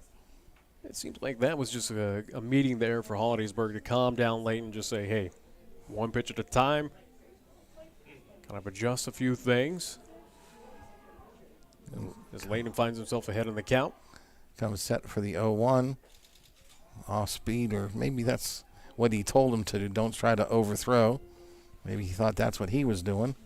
So he runs the count to 1-1. They'll know their pitchers better, so they go out there and tell him just ease off a little and throw strikes. Again, he's off speed and swing and a miss by Samson Deeb. He wanted to hit that one downtown. I was going to say that had about a 25-mile-per-hour wind gust with that swing. Yeah, he wanted to grant DuBois the first lead of this ball game after that swing. He sure did. 1-2 now. Pitch way inside. Runners will advance as he goes by the catcher. Does make a throw down to third, but he's in safely, Wilmoth. So now we have two runners in scoring position with one out here for our leadoff batter, Samson Deeb. Yeah, that's just amazing how that works right now for Rossman behind the plate for Holidaysburg. Again, he can't make it to the pitching mound, but again, he's on target for second and third base. So, yeah, again, I don't know if he's just faking us out. Well, eventually you can't just say, well, you don't trust that fake out, especially when you see a throw like that go to third. And the umpire just called time. He calls a balk. That's going to bring a run home. So Wilmoth will score on the balk. Moving to third base will be Braden Zatzik with one out. That's a big difference now for the batter, Samson Deeb, because now he can score a tying run with a flyout. Head coach for Holidaysburg trying to get an explanation. Again, got it. Is happy with the. Yeah, he didn't come to a full stop, and he was getting ready to pitch. So now the 2-2 pitch. This is hit out into left field for a base hit, and that's going to tie the game for DuBois. Nice hit there by Samson Deeb through the hole at shortstop, bringing home Braden Zatzik with the tying run. So the two walks and the wild pitch set up by the box scoring a run, and now the single. That'll bring up Walker Thomas with one out and a brand new ball game here. Now with Samson's speed at first, we might test the catcher. I'm not sure. We'll have to wait and see here. Pitch is high. It bounces out of the glove. Now Samson's going to take second. And with no throw. Looks like he popped up to try to quick throw that, but lost control of it out of his glove. Pitch was a ball, high and outside. You start hearing the crowd again. They've been kind of silent and quiet here at Sternfield, starting to get into it. McKinley didn't stop that time either. I'm surprised he didn't call him another balk. But it swung on and missed for 1-1 now. He's going to have to be careful with that once you get one balk call, and they know they're looking at that. There he stopped. Now that's a balk. Oh, wait a minute. Oh, the batter called time. So there's no balk because you can stop your delivery like that if a batter calls timeout and he's granted. As the head coach will at least talk with the home plate umpire about that situation. He's also confirming it with Holiday's dugout. So that's the difference for those of you that are actually viewing this. When he got to stop his delivery because the home plate umpire granted timeout to the batter. So the count remained 1-1, and the runner will stay at second base. This pitch is bunted well down the first base line. First baseman made a very good attempt at trying to catch that in the air. The count will run to 1-2. That's probably the longest hit bunt I've seen in a long time. That thing was definitely aggressive. That was Almost reaching out to the outfield. This pitch is low, but he reached down and get it. He's going to go to third, and they're going to get Samson Deed moving up to third base, attempting to move to third base. That will put Walker Thomas at first base on the fielder's choice. Pretty good decision there by the pitcher, McKinley. Knocked that down and immediately went to third base. Didn't hesitate. If he hesitates at all, DuBois is going to get in there. So now we still have a tie game. Runner at first with 2 outs for Mason Dinkfeld. Mason's 1 for 2. Single in the first. Grounded sharply to the first baseman last inning. Again, Holidaysburg looking to limit the damage to 2, but again, it's been done as we got a tie ball game. And now we got a hit out to right field. Spencer Davis falls down out in right field. Ball caroms over to the center fielder. Walker Thomas is trying to score. He's going to be thrown out at the plate. Beautiful throw there coming to home plate. Did tag him just before he scored. So that'll go as a single for Mason Dingfeld and throw out by the center fielder coming in to the catcher for the third out. Damage done a little bit for DuBois, though. They do score 2 runs on 3 hits and leave 1 on the base. So we go to the bottom of the 4th inning, all tied at 3. As you're listening to and watching DuBois Little League Baseball here on Connect FM, brought to you by Star Trucking. Attention, Little League teams and fans. This season, Smith's Lawn and Landscaping is proud to sponsor your local Little League. We're here to cheer you on and wish every team the best of luck. Score big with Smith's Lawn and Landscaping. We're ready to tackle any landscaping challenge and help you hit a home run with your outdoor space. For landscaping that hits it out of the park, choose Smith's Lawn and Landscaping, proudly supporting Little League and your community. Visit us online at smithslawnandlandscaping.com or follow us on Facebook today.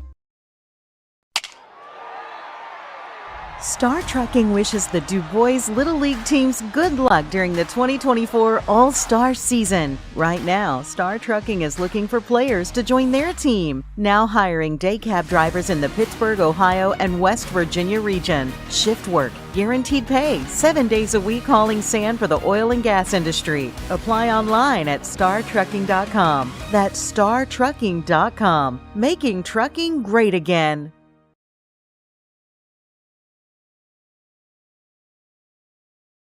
Back to Stern Family Field now for the bottom of the 4th inning of a tie ball game here between Holidaysburg and DuBois. Seen a little bit of everything already in this game. Last inning, last out, made at home plate. Walker Thomas trying to score from first base on a hit out to right center field with the right fielder falling down, and ball caromed to the center fielder, and he made a beautiful relay throw home and threw out Walker Thomas. So we'll be going to the bottom here of the 4th inning. Samson Deeb in for his 2nd inning of work. Still trying to find his rhythm on the mound right now. Again, at least here in the warm-up throws, again, he's still got the heat behind it, but again, it's a little off target. Again, trying to settle in, and there's a couple strikes right there. So, but that's going to be the key factor right now is trying to limit, at least for Holidaysburg, to limit their offensive output. Again, looking at the scoring line for both teams as of right now, hitting into the bottom of the 4th. Again, for DuBois, 3 runs off of 6 hits, no errors so far. For Holidaysburg, they got 3 runs off of 5 hits and no errors for them. Did get a report here from the press box that moving out to left field is going to be number 12, Wes Clyde, in that slide home. Evidently, Walker Thomas got injured when his head hit the shin guard of the catcher. Don't know what the injury is, if it's a little dizzy or what, but he's been replaced out in left field. And first pitch to leadoff batter for Holidaysburg, the center fielder Sam Blasha, is high for ball 1. Next pitch is also high for ball 2. Samson still hasn't found his release point to throw hard and throw strikes. That's going to be your 3rd ball right there in a row for Deeb. I'm sure he's going to be on a short leash here, so hopefully he can get some strikes while he's out there. Unfortunately, that's going to be a 4-pitch walk right there, so not the way you want to start off. Not after coming back and tying the game here in the top of the 4th inning. So that'll bring up Josh Banks, who's walked and had a single back in the 1st. He'll bat again. It'll be the 3rd time he bats with Blaisha on base in front of him. First pitch stays high again for ball 1. So that's 5 in a row. Now, these teams are playing right now. This might be a preview of, again, Saturday. Again, both of these teams, again, impressive so far. Next pitch is in there, finally for a strike. Hopefully you can start throwing them right there. That's all it takes is just one. Got to build back up that confidence. Find your rhythm. Checks the runner at first. This pitch is high again. Isaac Dennison made a nice jumping catch. That'll help keep the runner at first base. 2-1 count now. Deeb comes set. Pitch way inside. Little sweet chin music there. Yeah. Got a live flash in front of him on that one. 3-1 count. 3-1 pitch. Swung on and missed. 3-2. That's all you got to do if you're deep is just, again, if you're going to throw it down the pipeline, again, it seems like it's fast enough that these pitchers are kind of, well, at least their timing's a little bit off. This pitch is popped up. It's down the left field line, making a good chase is everybody on the left side of the infield, including Deeb. But it'll be out of play. Count remain 3-2. As you can tell, the left-hander was way behind that fastball. Runner at first did advance on that play. But again, foul ball. So full count pitch coming. This one's swung on. This one's popped up and is real high, and it's blowing. Farrell can't make the catch, and it lands in fair territory. Throw to second. It's going to go beyond the second baseman, but second baseman is backing that, or the right fielder was backing that up. DuBois. So no more advancements. DuBois got very lucky on that. That was one of those wind-aided base hits, like I was saying before earlier today. The higher the ball goes, the more funky it gets on the way down. Well, and again, at least outreach, it was a little too far the outreach of the glove for DuBois. Again, the throw over to second. And again, that could have been costly where, again, that, at least with the backup of the right fielder, again, didn't allow Holidaysburg to advance over to third. First pitch now to the catcher, Tanner Rossman, is taken for strike 1. And wind gusts here in DuBois, again, up to 15 miles per hour. So, again, it's playing effect here. 1 strike pitch. Curveball in there for strike 2. That pitch definitely had a lot of movement on it. So now he's ahead of the hitter. 0-2, runners at first and second. Nobody out here in the bottom of the 4th inning. Pitch just outside. That was close. Tough one to take, but maybe he just figured he couldn't swing and hit it anyway. So he's 26 already. This pitch is swung on and missed. That'll be the first strikeout for Samson Deeb. 3rd one for the DuBois pitchers on the night. That'll bring up right fielder number 55, Spencer Davis. Looks like they're going to stick with Deeb beyond 30 pitches.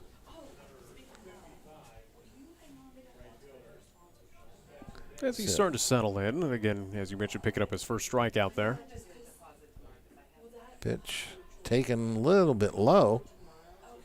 Hard to imagine he threw anything low.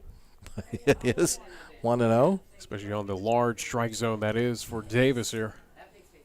He's about 3 inches, maybe 4 taller than the umpire.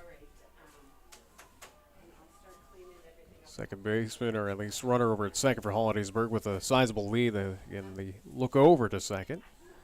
Oh, now they got him picked off. He's running toward third. They throw to third. Now they throw back to second. Now Deeb's got the ball. He's chasing him back to second. Now it's Dinkfeld's turn. Back to Noah Farrell, and Farrell does tag him out. And with all that happening between second and third, the runner at first has to stay. So now there's 2 outs with a runner at first Might want to circle that if you're keeping score at home as a key play of the game. Helps DuBois get out of this rally. As I say, how do you score that? We're getting what, 4? Again, yeah. You know what I do? I put CS, caught stealing. Next swing is swing and a miss by Davis, so it's almost like a 1-1. It's almost like a play like that. You almost have to go to long division. Yeah. Either write PO for pickoff or CS for caught stealing. Next pitch in there for strike 2. 1-2.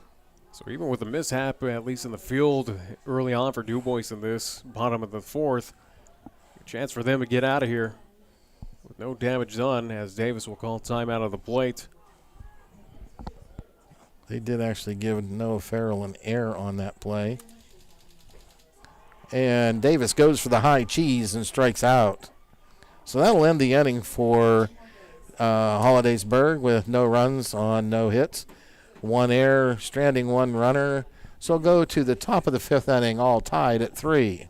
As you're listening to and watching DuBois Little League Baseball here on Connect FM, presented by Star Trucking. Star Trucking wishes the DuBois Little League teams good luck during the 2024 All-Star season. Right now, Star Trucking is looking for players to join their team. Now hiring day cab drivers in the Pittsburgh, Ohio, and West Virginia region. Shift work, guaranteed pay, 7 days a week hauling sand for the oil and gas industry. Apply online at startrucking.com. That's startrucking.com. Making trucking great again. Car dead on the side of the road? Call the Undertaker. Auto Undertaker Towing and Repair for 24/7 towing and roadside assistance. Tire changes, jump starts, out of gas, lockouts, 24-hour towing service serving Clearfield, Jefferson, and surrounding counties. They also handle preventative maintenance and all auto repairs, big and small. And at AutoUndertaker.net and Facebook, 592-4186 for quick, easy help 24/7.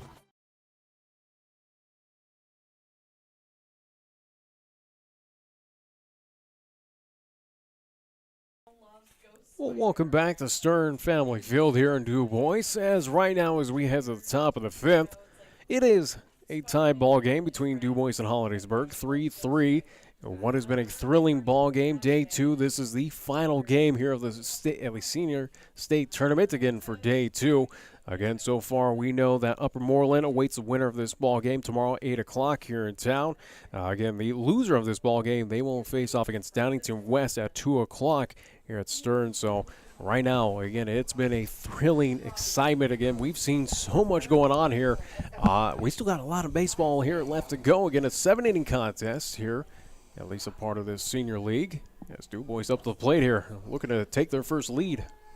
Maddox Clark will be leading off. The designated hitter for DuBois takes the first pitch for a strike. Maddox is 1 for 2 on the night. Yeah, we've definitely seen a lot of action. People thrown out at third, people thrown out at the home. We've seen the wind carry a ball. Again, yeah, we've seen it all here. Yeah, and carry a ball that was actually only hit to shortstop. It still managed to be not caught. As Layton's still on the mound here for Holidaysburg. Again, right now, pitch count for him about, I do believe, he's at 28. 28, okay. And it's 2 strikes now on Maddox Clark.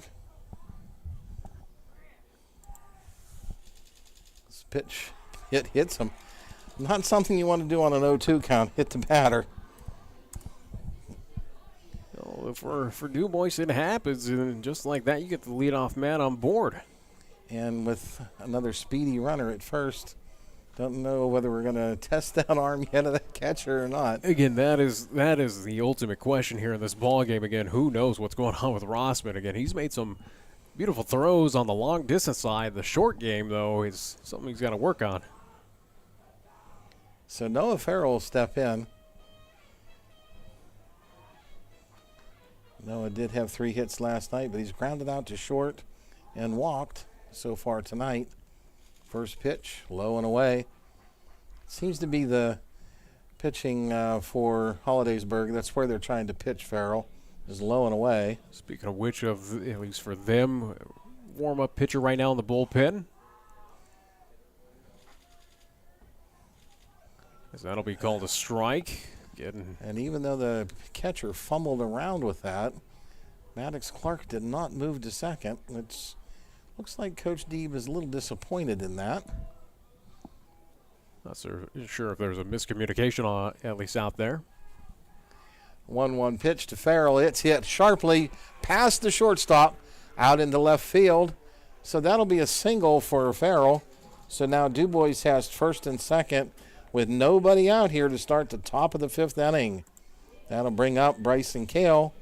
Singled in the first, and his last opportunity with people on base, he struck out back in the third. And we will have a pitching change here for Holidaysburg as the head coach will come on out. For Layton, his evening will come to an end with 32 pitches. And again, he'll at least leave 2 stranding out there for DuBois, again at first and second. They're bringing in Tegan McCleary, and I'm not sure he's legal. Is he legal to pitch? He went 34 yesterday. Anything you go over 30, I don't think he rolled back to 30. So they know the pitch counts just as well as I do, but Holidaysburg is bringing him in. So we'll have to they'll be checking on that. And here's another left-handed pitcher. So they'll go with him either way. So again, nobody out. Runners at first and second here for DuBois. Tie ball game at 3 apiece. Top of the 5th. So right now, DuBois again still looking for their first opportunity to take the lead here in this ball game. They've gotten close. They've had opportunities. Here's probably your best chance right now. As again, you mentioned, we see another southpaw on the mound here for. Again, the release point, although he's a little bit shorter and a little more sidearm, the release point for the batter is going to at least stay the same because he's another left-handed pitcher. As home plate umpire will talk with both head coaches, go over again. Maybe it is a situation of, again, they're talking about that pitch count. They are going to call the manager for Holidaysburg over because I looked at the pitch counts. He actually threw 34 pitches, and it said the threshold was 34, which means he ended, but he can't roll back under 30. So I believe he needs a day rest. And the manager signed off on that. So he has to know he can't use that pitcher. So they're going over that here over at the other side of the press box. I think both teams right now don't really care who's on the mound. They just want to get back in action, especially DuBois that has a world of momentum. Again, we have the slight delay right now as tournament officials going over everything. And again, not sure really what the discussions are or what. Again, they're kind of reaching into the books. Not sure if they're going to possibly, here's a tournament textbook. They're going, that's the pitching affidavit book. And what that does is list all the pitchers that pitched each game, how many pitches they threw, what the score was when they went out. And it's verified at the end of each game that the manager actually signs off that he agrees with what the book says. I can say I have what's in that book sitting in front of me, and it said 1 day rest for McCleary, and that's who the pitcher is they're trying to use here in the top of the 5th inning. Brent Smith, one of our officers, is going over this with the manager, Terry Hartman from Holidaysburg. That's the unfortunate thing, though, is, again, we go over the rules and the technicalities. And, again, both teams right now just standing idle. Again, as the coach for Holidaysburg will head over to his dugout.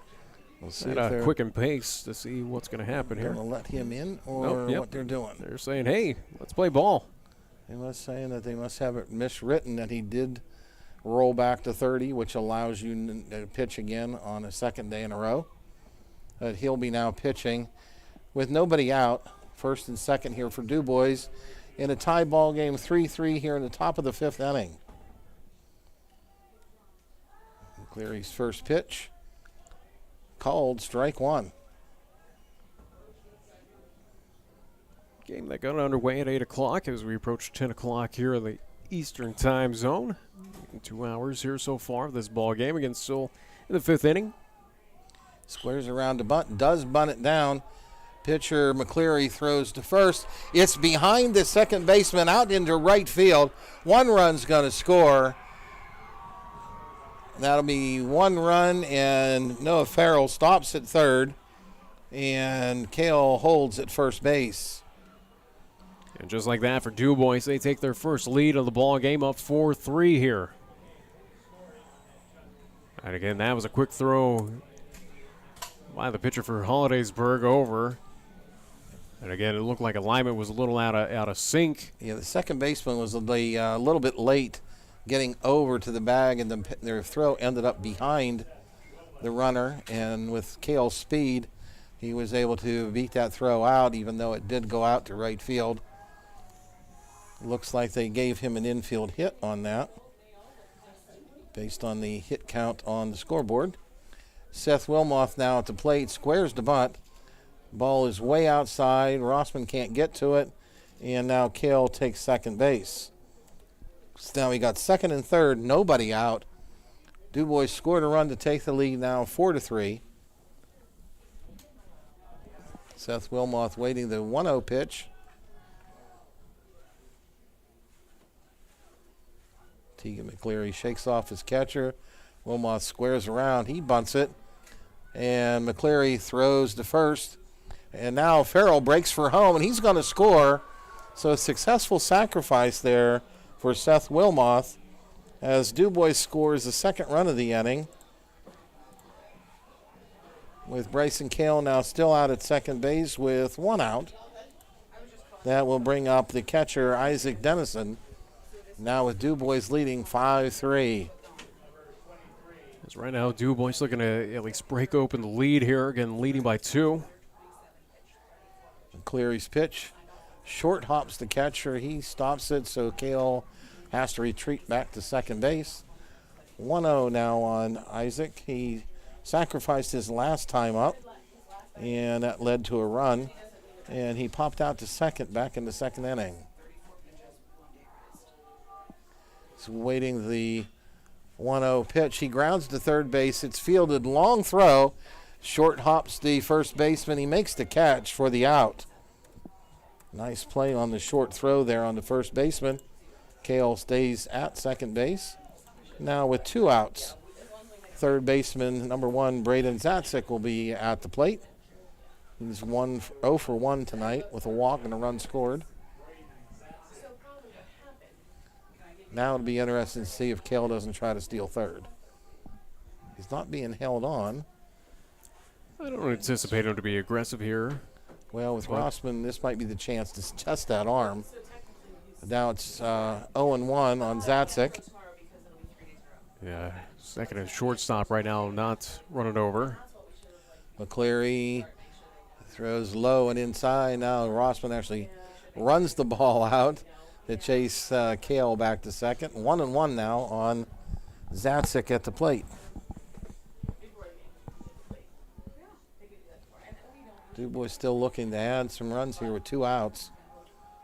Cleary's pitch in there for strike 2.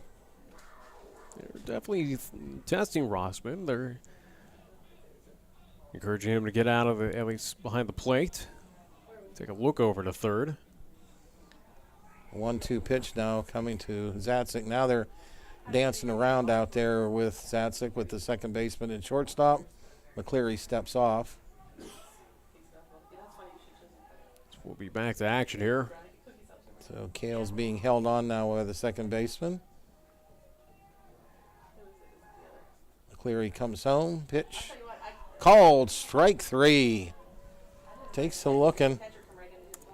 So that will end the inning for DuBois. Not before some damage done with 2 runs scored on 2 hits. No errors and 1 left on. Your score now as we head to the bottom of the 5th inning. DuBois 5, Holidaysburg 3. As you're watching and listening to DuBois Little League Baseball here on Connect FM, which is presented by Star Trucking. Car dead on the side of the road? Call the Undertaker. Auto Undertaker Towing and Repair for 24/7 towing and roadside assistance. Tire changes, jump starts, out of gas, lockouts, 24-hour towing service serving Clearfield, Jefferson, and surrounding counties. They also handle preventative maintenance and all auto repairs, big and small. And at AutoUndertaker.net and Facebook, 592-4186 for quick, easy help 24/7. Buck's Pizza wishes the best of luck to all of our Little League All-Stars. Your dedication and hard work has paid off, and they are proud of you.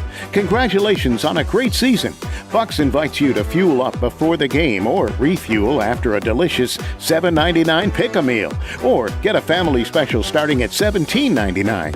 They look forward to serving you. Find their entire menu at buckspizza.com. Good, better, Bucks.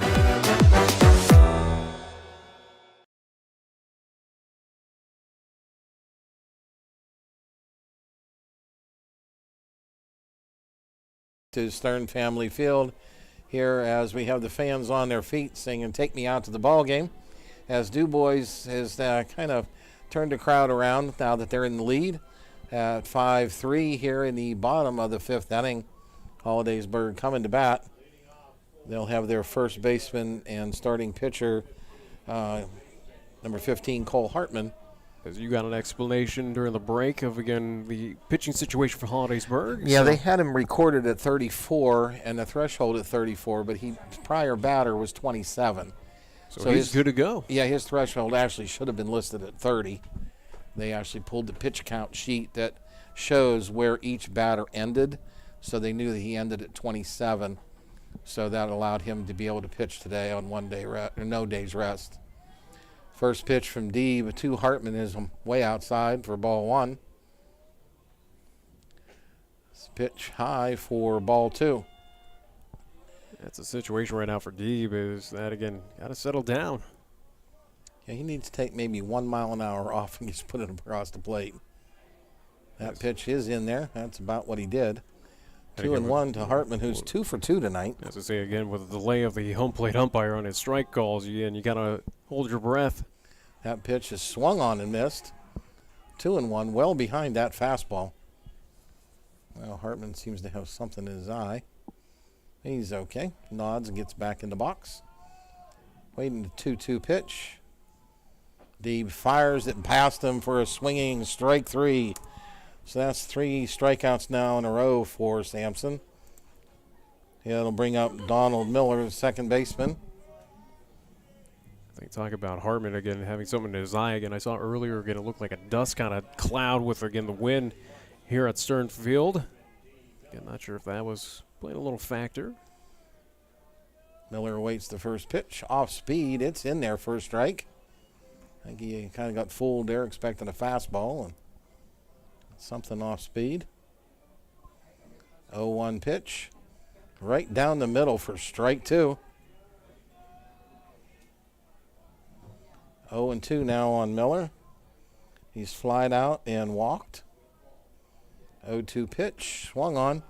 Lifted high in the air. And out behind home plate. Fouling out of play. Count will stay the same though. 0-2. With the 1 away, bottom of the fifth. Again, as we sit right now with DuBois having the 5-3 advantage. Again, picking up 2 there in the top of the fifth. Next pitch. They said he went. Isaac tags him out, so that's 2 outs on the inning. And that'll bring up designated hitter, number 10, Tyler Steiner.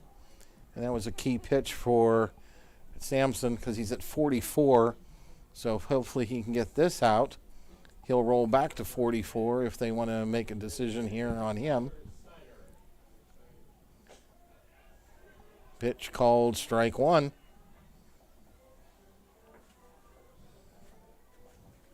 Now we start to find the rhythm, the comfortability on the mound. Pitch in there for strike two. Yeah, now he's on his head. He's in the groove now. He's looking for a quick 1-2-3. Swing and a miss, strike three. Good morning, good evening, good night. 3 strikeouts for Deeb in the fifth inning. That'll bring us to the top of the 6th with DuBois leading Holidaysburg by a score of 5-3. As you're listening to and watching DuBois Little League Baseball here on Connect FM, which is presented by Star Trucking. Buck's Pizza wishes the best of luck to all of our Little League All-Stars. Your dedication and hard work has paid off, and they are proud of you. Congratulations on a great season. Buck's invites you to fuel up before the game or refuel after a delicious $7.99 pick-a-meal. Or get a family special starting at $17.99. They look forward to serving you. Find their entire menu at buckspizza.com. Good, better, Bucks. DeLulo Transport supports our community and our Little League teams. Just like in the trucking business, the team part of teamwork is what makes winners. All of the hard work and practice has gotten you to this point, and DeLulo Transport is proud of you. So here's to all of the DuBois Little League teams. Good luck during the All-Star season, and let's play ball. DeLulo Transport in DuBois, family owned with over 30 years experience. Their reliability to deliver on deadline is what they do best. Welcome back to Stern Family Field, where we're going to move to the top of the 6th inning now with DuBois leading 5-3. Samson Deed now is up to 5 straight strikeouts, but we're at that pitching count threshold that will make it interesting to see what DuBois does. Decision might make it easier if we score a couple more runs here in the top of the 6th. And it'll be Samson leading off. He's 1 for 2, scored a run, walked. Flew out to center to start the game. I was going to say, yeah, if you add a little cushioning to the lead again, yeah, it makes that decision a little easier. If the lead stays at 2 here for DuBois, I figure, in my opinion, you keep Deeb out there again. Now he's feeling that rhythm. Again, why mess around? Again, you know he's got it going right now, and you want to shut down this team. First pitch to him was a strike, as was the second pitch, so it's 0-2. Dad's saying, come on, it's time to get aggressive out there. So the 0-2 pitch. It's driven out into center field. Going back to center fielder. Makes the catch out in right center field for out number 1 here in the top of the 6th inning. That'll bring up the left fielder, number 12. Oh, Walker Thomas is coming back in to bat. I don't know if he was back out in the field or if he's just coming back in here to hit. It's kind of the first in a while for DuBois, or again for either team, that we've had kind of a loud out like that. This pitch is in there from McCleary. We've had some rather interesting plays, rather interesting hits that have equated to some offense for both squads. Thomas hits the ball toward third base. Third baseman muffs the play. He's going to reach first base on the air on the third baseman. I don't see them giving him a hit on that. And that'll bring up Mason Dinkfeld. He's 2 for 3 on the night. He's playing first base right now. So we have a runner at first with 1 out in the top of the 6th. Yeah, both squads now sporting 1 error on the board.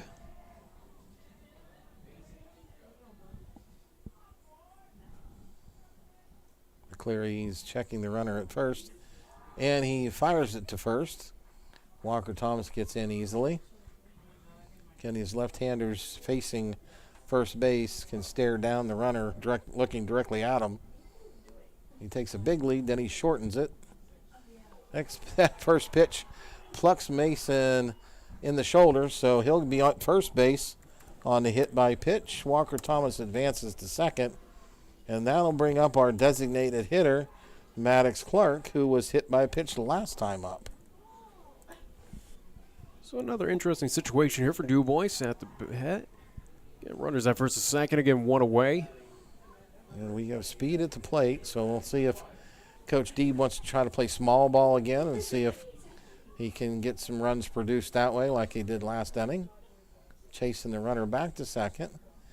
Pitch gets away from the catcher. And here, Rossman, we've seen a couple throws down that, again, he's on target, so I think DuBois, again, Not really going to challenge the arm, I don't think. Yeah, I think that is a hand issue that comes and goes, and you're not going to be able to predict when he's not going to have a good grip. So, pitch from McCleary is outside for 2-0. So now he's with runners at first and second, getting behind our designated hitter here, who so far in the tournaments, 4 for 5, 4 runs scored. He takes strike one on the outside corner. And again, with the amount of R's being used already by Holidaysburg, you got to imagine that for McCleary. He's out there for the distance no matter what. You would think, unless they have another secret arm I don't know about. Next pitch. Called a strike. That definitely, even from my angle, I could tell was low. Right Alex out. Clark is He's asking. He says, that's a little chuckle. So that conversation ended all right. So it's 2-2 now with runners at first and second here. And this pitch, he has to hop over it. It goes to the backstop. Both runners advance. Now we have full count, second and third. Now Teagan is, that's the pitcher, is I think calling out his manager. Yep, I don't know if he might have an arm issue or something doesn't feel right. He might be taking himself out of the game. Not sure what the situation is. Yeah, I think he might have felt something because he's going to head back out there. No. That's really odd. I think if anything, who knows? Possibly again him trying to buy time to settle down a bit. Yeah, I'm not sure either way. One of those things we'll never know. But it's full count now to reset everything. We have runners at second and third, one out. Full count to Maddox Clark. McCleary's come set. Delivers the full count pitch. This is bounced over the mound, out into center field. One run's going to score, and Mason Dinkfeld will hold up at third. So we have a single for Maddox Clark, driving in Walker Thomas with the 6th DuBois run of the game, extending the lead now to 6-3. And that will bring up Noah Farrell with runners at first and third and one out. Back of my mind, I thought about that at least moment right there where head coach coming out to talk with his pitcher again. Maybe the pitcher was asking, hey, should I just walk this guy? I don't think that was the conversation. But either way, though, again, 6-3 advantage here for DuBois, one away. Yeah, I don't think you'd want to walk the bases loaded with Noah Farrell. I'm surprised he squared around to bunt. A sidearm throw over to first. Maddox Clark in safely, easily. DuBois is now up to 9 hits, so we were talking earlier about the offense. Now out hitting Holidaysburg 9-5 on the game. Again, Noah's squared around, and a throw over to first again. Got to be careful with a runner at third. And one of those throws gets away, you're throwing away a run. Squares around the bunt, pitch comes home. A mile outside, Maddox Clark takes off for second, in without a throw. So a 1-0 count. Rossman looks at the dugout like, what did you want me to do? So now we have 2 runners in scoring position with 1 out. McCleary comes set. Pitch driven down right field line and foul. That'll make the count 1-1.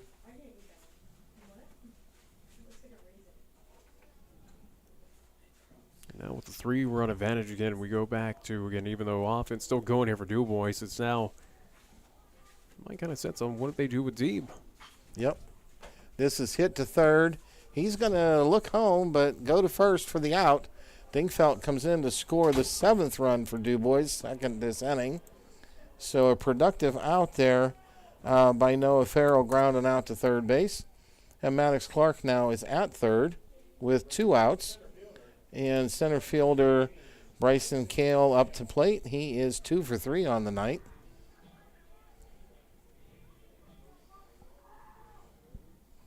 Takes strike 1. And how about for DuBois, all offense is coming kind of sequence here. 1 run in the 3rd, 2 in the 4th, 2 in the 5th, and 2 in the 6th. Yeah, let's see, like all the other games today, the first team that got to 8 runs won. So we'll see if we can't get an 8th run on the board. And it's hit out into left center field. And the center fielder makes a nice running catch to end the inning. So we'll stop at 7. So with 2 runs scored on 1 hit and 1 error and 1 left on, that'll make your lead 7-3 as we go to the bottom of the 6th inning. As you're listening to and watching DuBois Little League Baseball, the Senior State Tournament here on Connect FM, which is presented by Star Trucking. DeLulo Transport supports our community and our Little League teams. Just like in the trucking business, the team part of teamwork is what makes winners. All of the hard work and practice has gotten you to this point, and DeLulo Transport is proud of you. So here's to all of the DuBois Little League teams. Good luck during the All-Star season, and let's play ball. DeLulo Transport in DuBois, family owned with over 30 years experience. Their reliability to deliver on deadline is what they do best.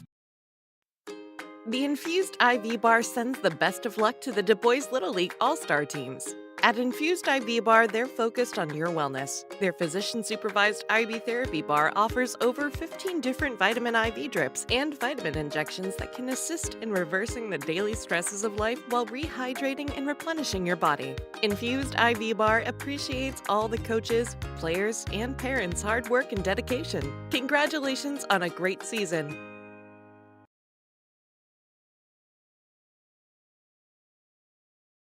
Back to Stern Family Field, and we were discussing with the pitch count at 47 that would have rolled back to 45 if Samson Deeb would continue pitching, and our answer is that yes, he is.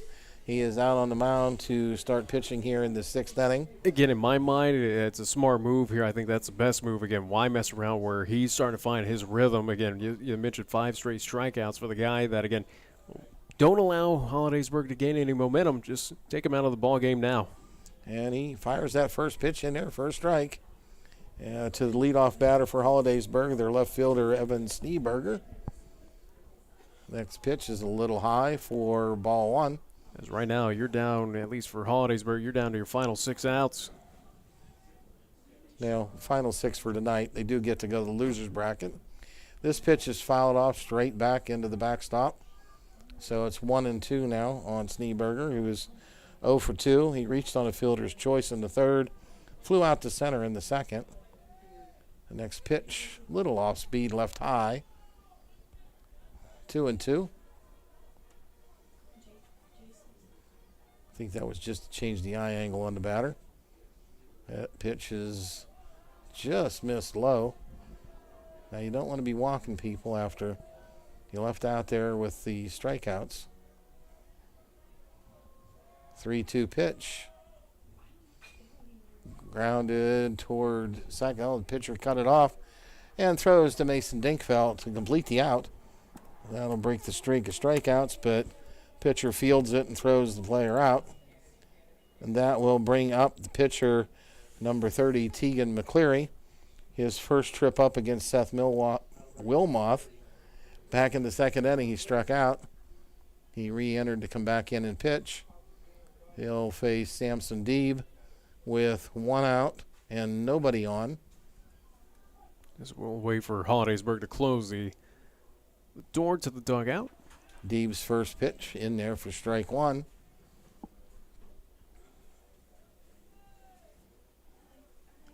Our 0-1 pitch. It is swung on, hit hard. It's caught by Mason Dinkfeld, and he tries to lob it over to Samson Deeb, and there's a collision between McCleary and Deeb, and I'm not so sure McCleary's healthy.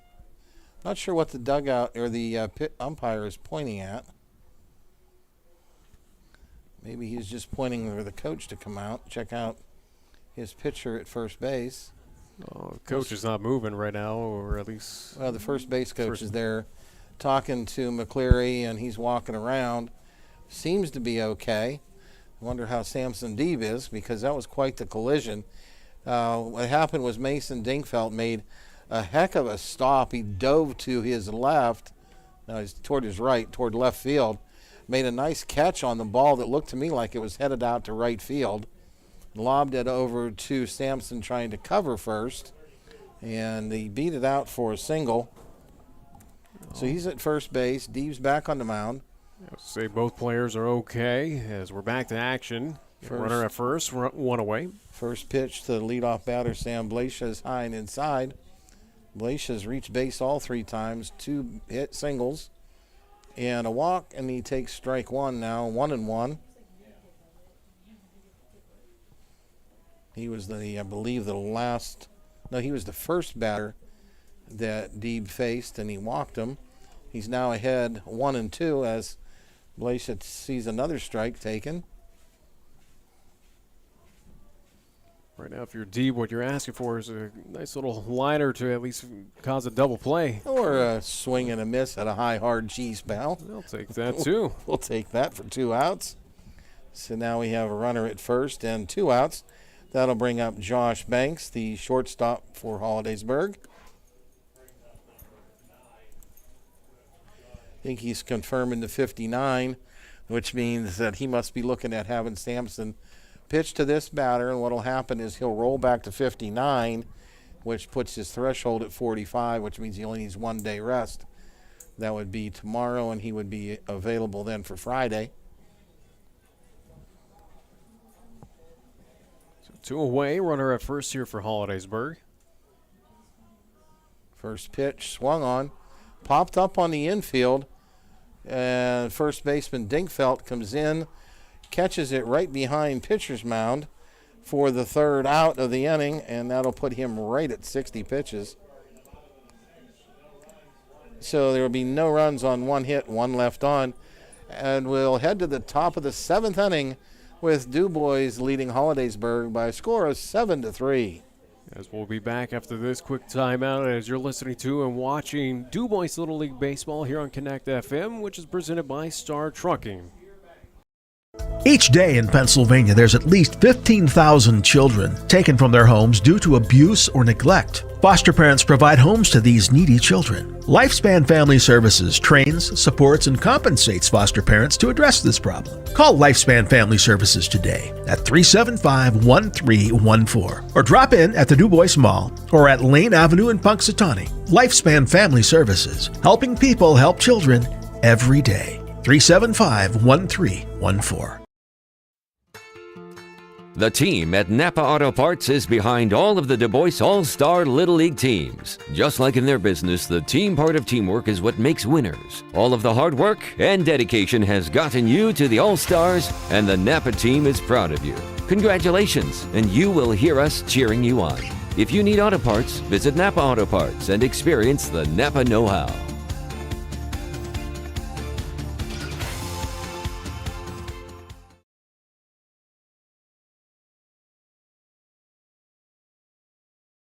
Back to Stern Family Field here now for the 7th inning. It's 7th inning ball game, so this will be the last inning unless there's a tie somehow. So DuBois says that. Don't say that now again, because again you're gonna curse us. You should know that by now. Well, don't say stuff like that. But either way, again, it is a 4-run advantage as DuBois up to the plate. They're looking for a little insurance run to at least kind of put the pressure on Holidaysburg. Seth Wilmoth steps in for his 4th plate appearance. He has a sacrifice, he has a walk, and he reached on a fielder's choice. So he's 0 for 1 with a run scored. Takes ball 1 outside. This pitch is low and inside. Like I said earlier, though, all 3 games today, the winning team had 8 runs scored. So first team to 8 should win. So we'll have to see if that works out this game.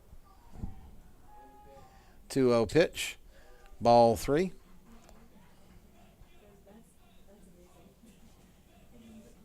As McCleary again struggling a little bit on the mound. Again, he will go the entire way as, again, for Holidaysburg, they've used up a lot of arms. 3-0 pitch taken by Seth Wilmoth for a strike. That wasn't one of those automatic 3-0 gifts by an umpire. That actually looked like a strike. Again, winner of this ball game will play tomorrow night, 8 o'clock, Upper Moreland. And the pitch is low for ball 4. That'll put Wilmoth at first with nobody out. Bring up our catcher, number 23, Isaac Dennison. He is 0 for 2. He has a sacrifice. Ground out to third and an RBI and popped up to second base. Let's see if he's asked to bunt the runner up. And doesn't show bunt. Takes ball 1.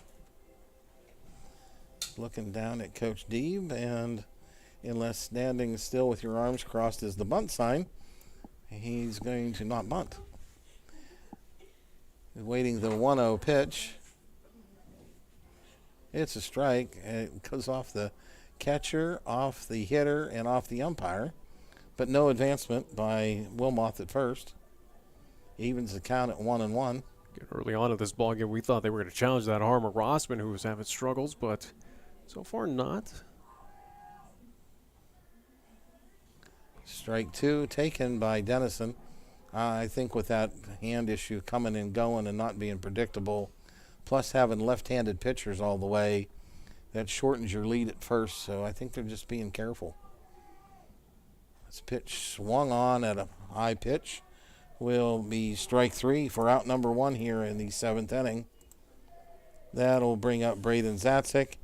Caught looking last time at the plate, but walked and grounded to short his other 2 plate appearances. As we mentioned again, 1 out here. Top of the 7th.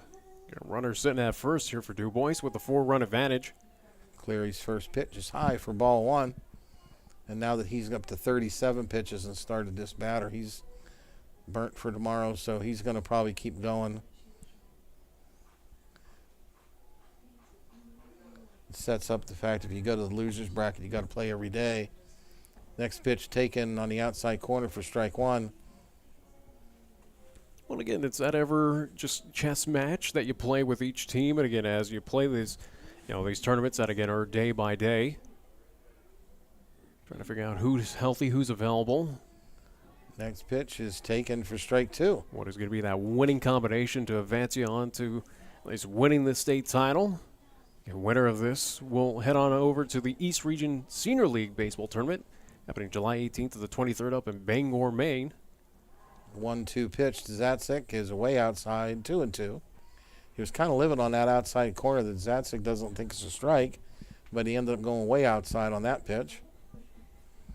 Wilmoth still at first base.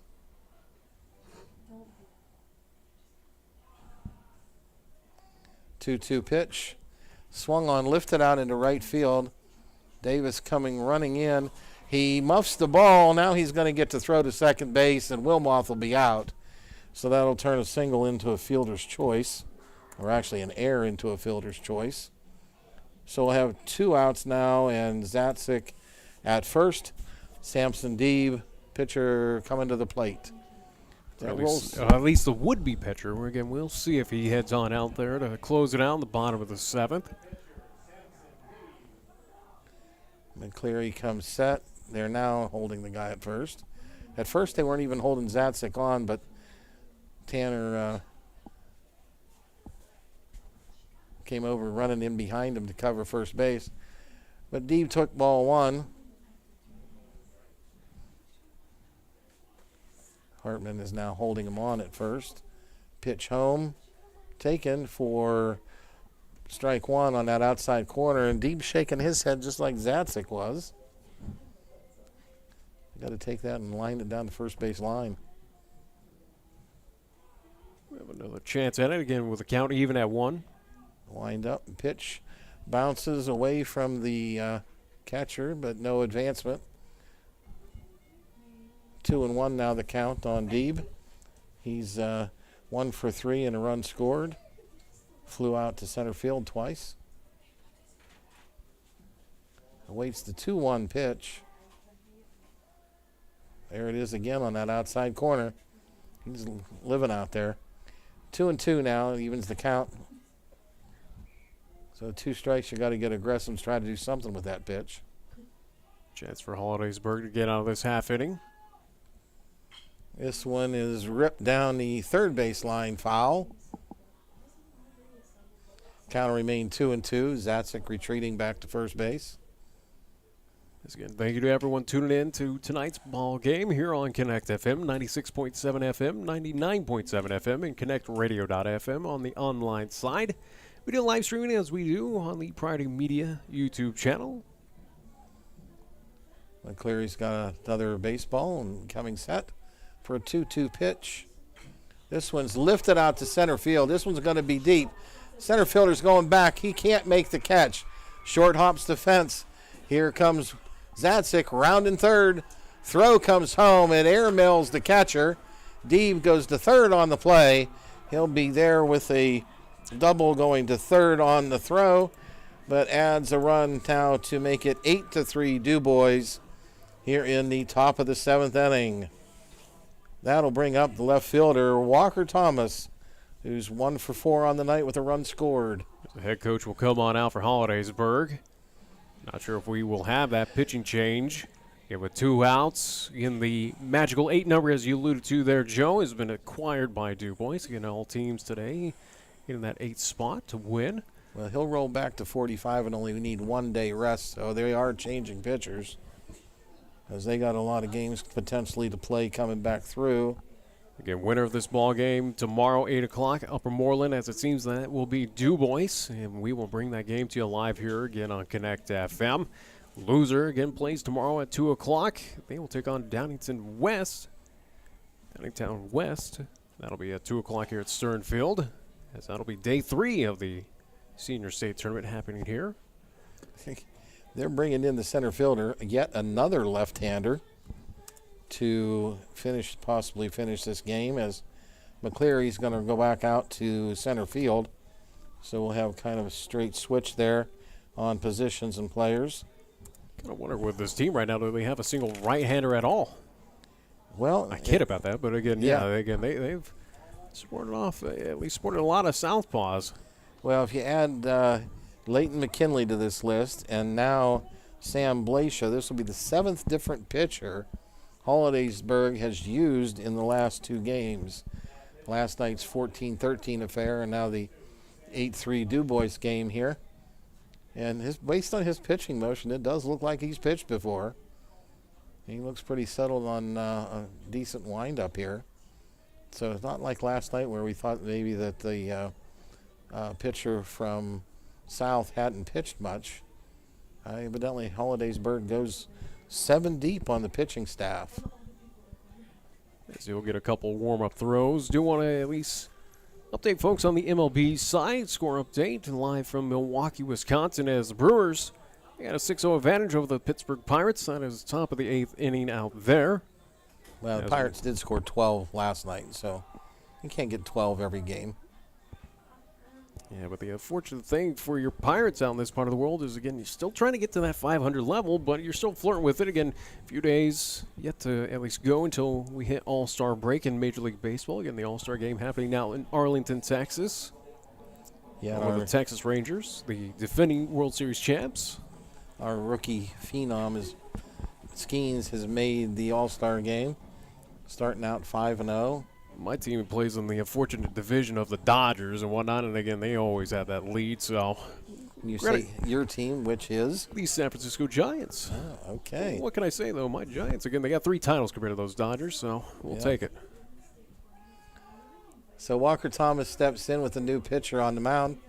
Blaisha throws, and it's ball 1. Again, resetting. We have 1 run in. Samson Deeb at third base after a double that scored a run, and he went to third on the throw. Next pitch is high for ball 2. 2-0. Here in the top of the 7th inning, DuBois looking to maybe get another insurance run here and get to 9 runs on the night. That pitch is high for ball 3. Does kind of have a little bit of an odd delivery, but he still seems comfortable doing it. Yeah, the motion definitely, again, kind of a unique south throw for southpaw, but. And we have a 4-pitch walk there to Walker Thomas. We have 4 left-handed pitchers tonight, and they all have just a little bit different delivery. McCleary was a little bit 3/4 sidearm, And now Blaze just kind of straight over the top.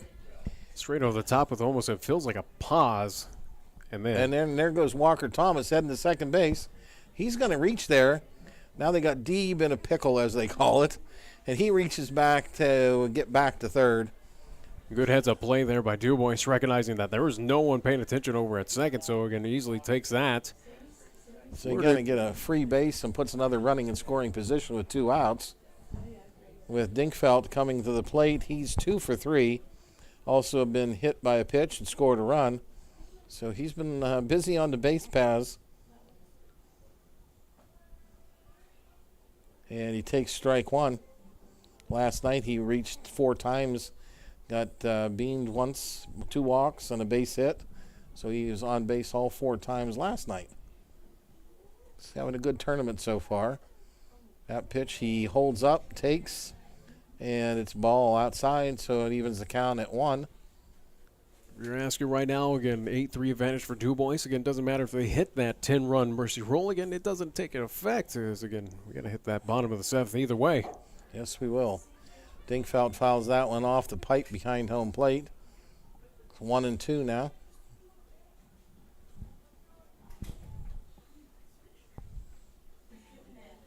Everybody takes their places back at second and third for the runners.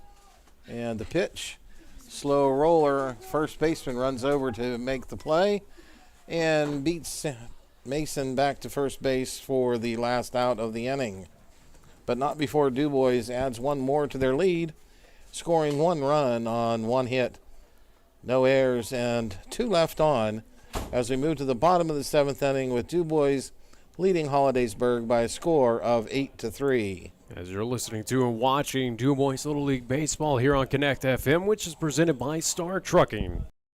Attention, Little League teams and fans. This season, Smith's Lawn and Landscaping is proud to sponsor your local Little League. We're here to cheer you on and wish every team the best of luck. Score big with Smith's Lawn and Landscaping. We're ready to tackle any landscaping challenge and help you hit a home run with your outdoor space. For landscaping that hits it out of the park, choose Smith's Lawn and Landscaping, proudly supporting Little League and your community. Visit us online at smithslawnandlandscaping.com or follow us on Facebook today. Star Trucking wishes the DuBois Little League teams good luck during the 2024 All-Star season. Right now, Star Trucking is looking for players to join their team. Now hiring day cab drivers in the Pittsburgh, Ohio, and West Virginia region. Shift work, guaranteed pay, 7 days a week hauling sand for the oil and gas industry. Apply online at startrucking.com. That's startrucking.com. Making trucking great again.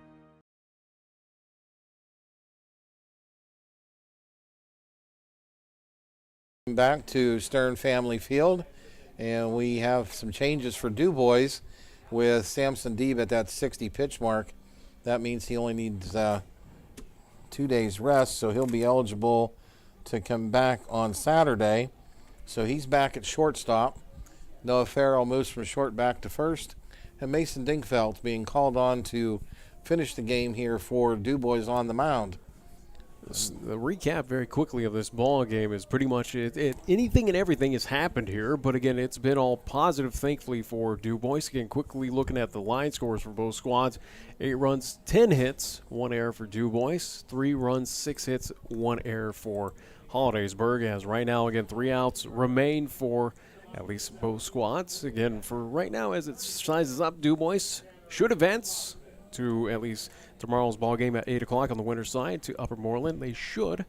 And again, with the loss, Holidaysburg, again, we'll take on Downingtown West, 2 o'clock here at Stern.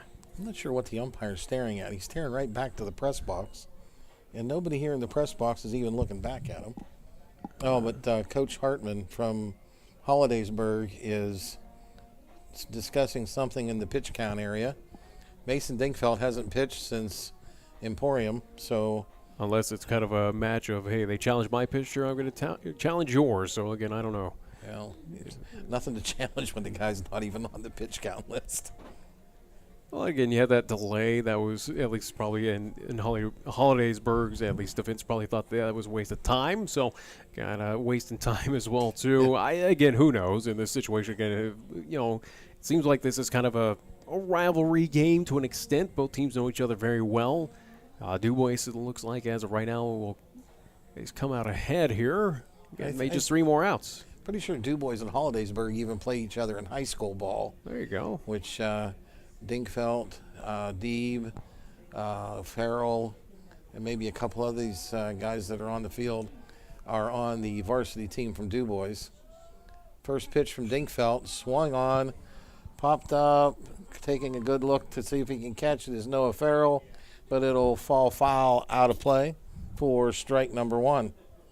Tanner Rossman is the batter. He's been their catcher. That I'm not sure about his arm strength, but has no problem swinging the bat. He's struck out against Deeb, popped to first, and was on a fielder's choice. Next pitch is taken for ball 1, 1-1 now. Coming up, we will have the Bowscape show. A very quick one as we'll go over stats. Wrap up this ball game here. Next pitch hits the plate. It's 2-1.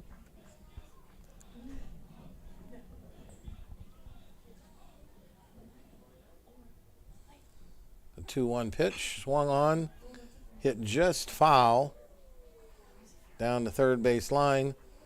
Coach Hartman wanted that to be called fair, but it was definitely on the foul side of third base as it rolled past.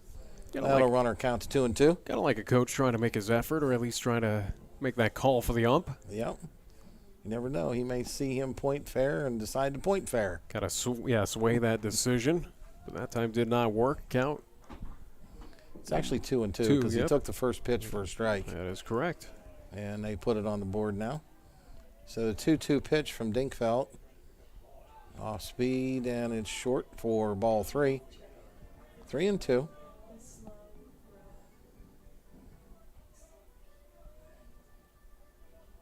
Their 3-2 pitch. Taken right down the middle for strike 3. Nothing fancy about that pitch, but evidently Rossman was a little fooled on it. Now batting will be the right fielder, number 55, Spencer Davis. He was hit by a pitch in the first and has struck out his last 2 times up. He'll bat with 1 out and nobody on here at the bottom of the 7th inning.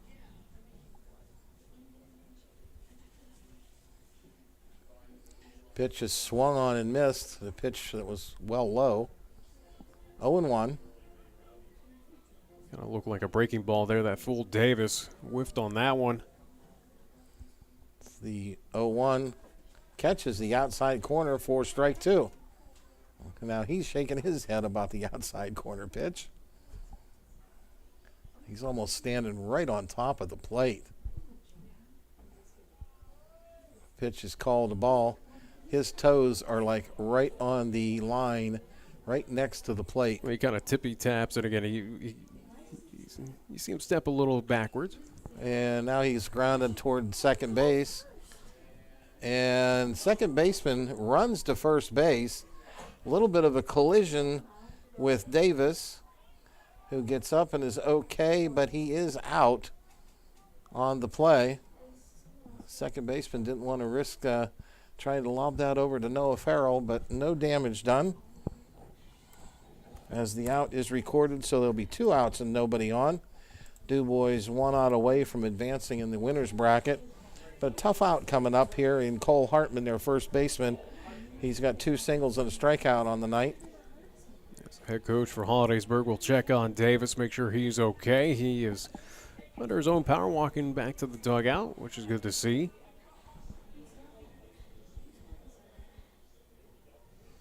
So the first pitch to Hartman is low and away for ball 1. With a 5-run lead and 2 outs here in the 7th, you don't have to pitch too careful, but try to throw some strikes, and that's a ground ball soaked up by Noah Farrell. He takes it to first base unassisted for out number 3. That will be no runs on no hits, no errors for Holidaysburg in the bottom of the 7th. That will end the ball game with DuBois defeating Holidaysburg by a final score of 8-3. So that sizes up that DuBois again will play tomorrow here at Stern. They will take on Upper Moreland 8 o'clock, as we'll bring you that game live here on Connect FM. Looking forward to that, as that will be day 3 of the Senior State Tournament here, as again DuBois advances. For Holidaysburg, they will fall to the losers bracket. They'll play at 2 o'clock against Downingtown West here at Stern Field.